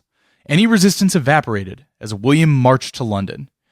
James was allowed to escape London for France on December 18th, the same day William entered the city, to cheering crowds. So there was a continuation of the conflict in Ireland, where the Catholic forces rallied around the king, and James eventually goes to Ireland and commands an army, which is defeated famously at the Battle of the Boyne. Yes. Which determines the fate of Ireland, and which is still a fought-after event in Northern Irish history. But other than that, on the continent, on the islands themselves, it is essentially just a handing over of the keys. Yes. There's like one company of dragoons encountered somewhere between Cornwall and London, and they fight for like an hour, and other than that, he just walks in and gets in the driver's seat. Yep. A convention parliament was called in January, which incidentally included Isaac Newton as one of its members. Fucking nerd. Who was pissed at James for the attempt to re-Catholicize the educational institutions of... We're trying to illuminate something here? Yes. Asshole, we're trying to get some fucking alchemy going here. Could you please get out of our light? Yes. So that's why he was in favor of the Glorious Revolution. After some deliberation about how to resolve the secession, it was decided that by fleeing the country, James had effectively abdicated the throne, and the crown was offered jointly to William and his wife, Mary II Stuart. With the crown, William and Mary accepted a series of compromises, including limits on standing armies without consent of Parliament, and a Declaration of Rights, later codified into a Bill of Rights, which formally acknowledged the crown ruled with the consent of the people and Parliament. Within 2 years of claiming the throne, William would oversee the creation of the Bank of England, chartered to raise funds for the building of a navy that would finally be capable of dominating France on the high seas. The bank's founders, the elite of the emergent North Atlantic financial class, bought bonds issued by the government in exchange for the exclusive right to issue banknotes backed by the government's promise to repay the bonds. This is the mechanism, a national currency powered by the ceaseless churn of a perpetual government debt that would crack open the world economy. The British pound, backed by gold lent at interest, would conjure into being a globe-bestriding navy, provide the investment capital to spark an industrial revolution, and install the United Kingdom as hegemon of an emerging capitalist world system. An outcome that no observer of the conditions of Europe at the time of the Reformation could have imagined possible. So this then, dear listener, is where we end our story of this era. From Martin Luther with a pen and parchment and hammer and nail in 1517, to a Calvinist Dutch prince accepting a civil Bill of Rights in London in 1688. We propose to you that the chaos and tragedy of Europe, from the Reformation through the 30 Years' War, the English Civil War, and now the Glorious Revolution, had succeeded in producing in the Dutch a sovereign who had the social and political context necessary to take control of the unstable British monarchy. And through this leveraged takeover of the English crown by William III, create a state machine capable of tying all the threads of economic, social, and political development together into a single system that could become capitalism. And then, of course, a continent whose institutions had been purged of the confessional ideology that had defined it previously, and readied to accept a new god of the market as a spiritual guide. Matt, please take us home. Without the conscious intent of any individual or a group of individuals, the British Isles had birthed a political and social superstructure that would be uniquely capable of channeling the energies unleashed by the economic transformation spurred into overdrive by the crisis of the 17th century. And the very things that made Great Britain such an unlikely continental hegemon before the crisis were exactly what ensured its ascendancy afterward. The British Isles are a damp collection of rocks off the coast of Western Europe. For most of the Middle Ages, the English economy was entirely beholden to a single export of raw wool. The work of turning wool into fabric was largely done in the more sophisticated cities on the continent. It was big and remote enough to resist foreign domination after being claimed by the Normans, but poorer than the more verdant lands and trade networks to their south. England was the middling power among the competing middling powers of Western Europe. Europe's geography had made the reimposition of centralizing empire after the fall of Rome impossible. The Holy Roman Empire was the last vestige of that project from within. Powers outside of Europe, from the Mongols to the Ottomans, similarly failed to assert control of the continent. that left medium-sized dynasties in a perpetual struggle for influence and power. And the most perpetually struggling of them all wore the English crown. The English monarchy was forged by the internal and external pressure of asserting control on the British Isles and defending English interests against their cousins across the Channel. The Tudors were able to concentrate political authority around the crown long before similar transformations occurred elsewhere. Henry VIII's reforms put the vast wealth, as well as the political power that both reflected and affirmed that wealth, of the Catholic Church in the king's hands.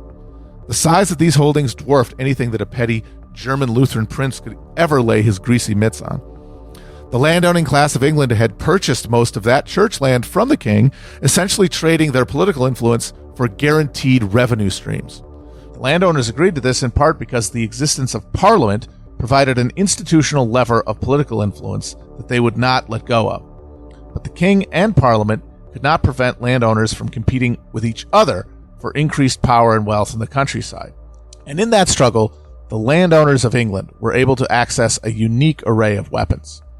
They began a process that would take generations to reach the continent, cultivating economic power outside of the political context. Feudalism recognized no distinction between the two, but these precarious, quarreling nobles were forced to invent one. This led to a landowner push to increase the agricultural productivity of their peasant tenants, who had mostly won their freedom from serfdom and paid their lords in cash or kind rent rather than as free labor on their lord's personal property. Squeezing the tenants involved first the enclosure of common lands that sustained peasant autonomy. Now this weakened the peasant bargaining position relative to their landlords, while filling the landlord's coffers by providing grazing land for sheep to feed that wool trade. Peasants were forced to increase their productivity to pay the rents that were now being set by a market rather than fixed in a feudal contract. Enterprising peasants exploited themselves more in order to avoid eviction, and if they were lucky enough, buy land of their own. They were aided in their task by innovations in agricultural production that had been tried and perfected in England's Irish plantations, where native smallholders had been displaced from their lands and turned into farm laborers for English and Scottish settlers.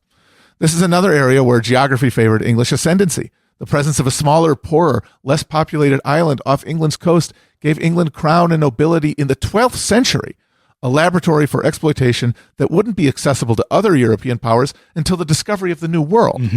The least productive peasants lost their land and entered into wage relationships as farm labor in the countryside or by migrating to cities to work for some master. These landless workers no longer made their own clothes or grew their own food. They needed to purchase these things, and their consumer demand created the first internal market in Europe.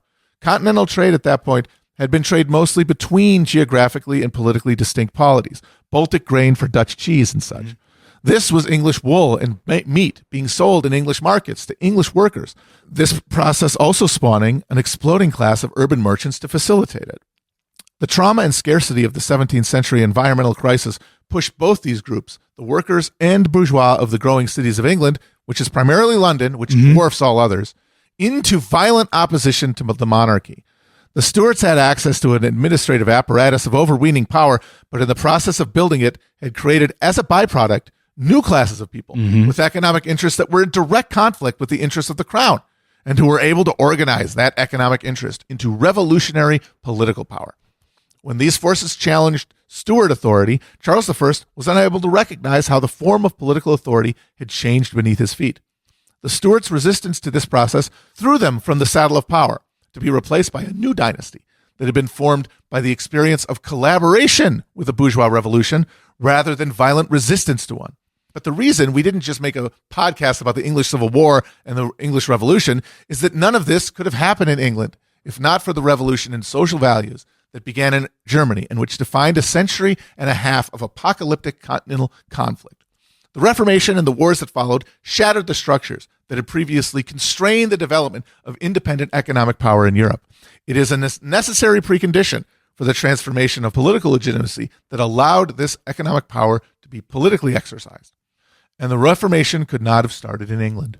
When Luther started his printing press war with the Catholic Church, more English language books were published in Antwerp than in London. English reform movements like the Lollards had been stymied by lack of a print economy or culture. Central Germany, with its prosperous trading cities strung like pearls along the shores of the Rhine and the Elbe, with its thriving publishing industry, fueled by demand for, among other things, religious indulgences, was the only place a critique like Luther's could gain so much social legitimacy so quickly. Because it was the only place that had Martin Luther. And where did it gain social legitimacy? The cities, which everywhere in Europe were being increasingly defined by the laboring and merchant classes. The petty princes of northern Germany were compelled by their own competition with each other and the Holy Roman Emperor to use Luther's critique to their own ends. And in a way, Henry VIII is just the greatest of these petty princes. If the Tudors had been more securely on the throne, or England more secure in its relations to its neighbors, Henry VIII would have been as stout an opponent of Luther's heresy as Charles V was. Conversely, capitalism could not have been established in the fractious environs of the Holy Roman Empire. It needed a larger and more stable incubator. The story of capitalism is both the creation of a mode of production and also the creation of a social world that surrounds it and, to use the words of Obi-Wan Kenobi, penetrates it. Currents of technology, geography, culture, and politics rippled across the continent, colliding with each other, amplifying each other's energy until they all came together in an all-powerful, all-consuming wave. The violence that defined the next century and a half was being compelled by the frantic effort of all segments of European society attempting to secure themselves in conditions of crisis. But the social world that sustained that violence was one of religious apocalypse, of Christ and Antichrist at battle for the soul of all Christians. This conflict broke up stagnant feudal social arrangements throughout Northern and Western Europe in all the ways we've cataloged throughout this show. Increasingly across the continent, in the aftermath of Westphalia, political decisions were being made by an urban merchant class who were consecrating the market as the realm where God's will was revealed. To thrive in the market was to be favored by God, and anything that it took to thrive in the market was therefore sanctioned by God.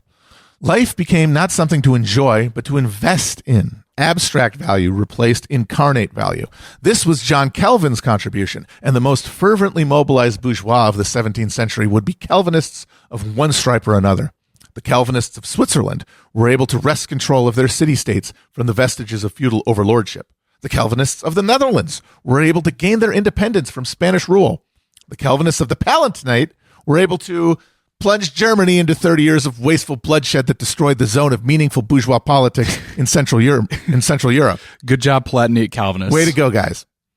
But the Calvinists of England, able to operate a machine of merchant political power centuries in the making, redefined their relationship to the sovereign royal authority in a way that would give them unprecedented freedom to do what had to be done to advance their own and England's interests. The key to England's victory would be her colonies, where the hyper-exploitation of enslaved Africans and the expropriation of native lands would provide capital and calories to the various classes of Britain. Social conflict in Britain, which would otherwise have threatened the stability of the state, was discharged by the vent of American emigration.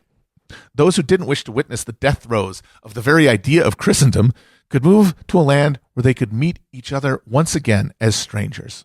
Now, Scotland, which at this point is finally dominated by England, but on a condition of equal citizenship, ends up providing the brains and brawn for England's colonial and industrial body. The Scottish Enlightenment is key to the creation of the structures that will generate the Industrial Revolution, which is facilitated by engineers largely of Scottish extraction. And the non-commissioned officer class of the British Army that conquers the globe is made up of doughty Scotsmen. And another thing that ends up fueling English hegemony and favoring England is fuel, literal fuel. So we got to chalk this one up to God being an Englishman. And as we've covered before, a Protestant. I mean, God is a Protestant, and what kind of Protestant? He's clearly English, because at the very moment that the English are essentially cutting down the last truffle of tough, they have hung, drawn, and quartered the Lorax. At this very moment that they risk of running out of timber fuel, they discover and unveil vast seams of coal that give them a energy advantage over everybody else on the continent, because the deforestation had been threatening to put a rough Malthusian cap on British economic development. And this coal allows them to sidestep that. And so, rather than capitalism being seated in the birthplace of its social vocabulary, Germany, it becomes headquartered in England, administered by a state that emerged from the mid-century convulsions that racked the rest of Europe. As the Westphalian states competed with each other in the context defined by English domination, they unleashed their own bourgeois, who pushed to make capitalist social relations mandatory across all classes. European capitalism would never be stable, and 300 years after the defenestration of Prague, the continent would be racked with industrial war on a scale previously unimaginable, and which would last on and off for 30 years itself. In the United States, the waves of emigration of those fleeing the social trauma of European capital formation created a political and religious world that neutralized that feudal hangover of Western civilization with the cure-all of free real estate. A new god would be birthed from the ritual sacrifice of the new world, one wearing a mask with 1,000,000 faces that all reflect a single graven image, the naked self-interest of the Western individual. The United States would replace England at the end of the Second 30 Years' War as global hegemon and extend capitalism to the entire world, a world which now sits at the very same confluence of crisis of climate change, political stagnation, cultural polarization, and economic exhaustion that define the crisis of the 17th century. And that's where we have to end this, where the horizon of the 17th century meets the horizon of the 21st. Because if there's one thing most common to all humans throughout all of our recorded history, it's this. It's always the end of the world. People right now, here in 2023, recognize the world faces a set of interlocking and escalating structural crises. Hell, as I sit here and finish writing the final script of this series, I'm seeing a news item that the main word coming out of the annual meeting of our financial and political elites at Davos, safely ensconced in those same Swiss Alps that helped birth Calvinism, is polycrisis. For many people, our awareness of the crisis that we're in creates an apocalyptic mindset, a palpable sense that things are ending in a permanent and catastrophic way. And it's true that the scale of the crises we face today, the economic fallouts of globalization, the potentially irreversible effects of anthropogenic climate change, social dysfunction of mass communications and mass media, sclerotic political institutions on the top of the most powerful state capacities the world has ever seen, are all unique to our modern moment. But that feeling was absolutely shared by the people of this story, of the 30 Years' War, of the 17th century. They put it in religious terms, in a language that we've largely shed from our civil political discourse. But the same understanding of the precarious structural nature of their moment still existed and was transmitted socially and politically. It was a horrifying disaster that befell these people. But while they experienced it as a religious apocalypse, below their ability to recognize it at the time, new structures were being built. They were building new structures, ones whose ramifications and impacts they couldn't possibly conceive of at the time, but structures that would create new accommodations and new mechanisms to meet their changing world, new arrangements and understandings that would survive their apocalypse and allow humans to survive, even if the world would be unrecognizable. And it's important to remember that that's also happening now. Even if it's impossible to observe or predict, or maybe even experience, we are in the process of building new structures, new technology, new modes of thought and social life that are going to persist in the face of however our crises unfold. And that is not meant to be either optimistic or nihilistic or fatalistic. It's not to say, oh, don't worry about climate change, we'll figure something out. We always do. Fear is not irrational and hope is not impossible. Our futures are always changeable. Our destinies are never written. And there are always moments of surprising, unpredictable contingency in which those willing to fight for it can exert massive influences on the world. Both doom and paradise are possible. But whichever it is, we're building it now, and we don't even know it. But there will be more of us there who will inherit a world we can't imagine. If you feel like you're living through the end of the world, you are, because it's always the end of the world. And at the same time, the birth of something new.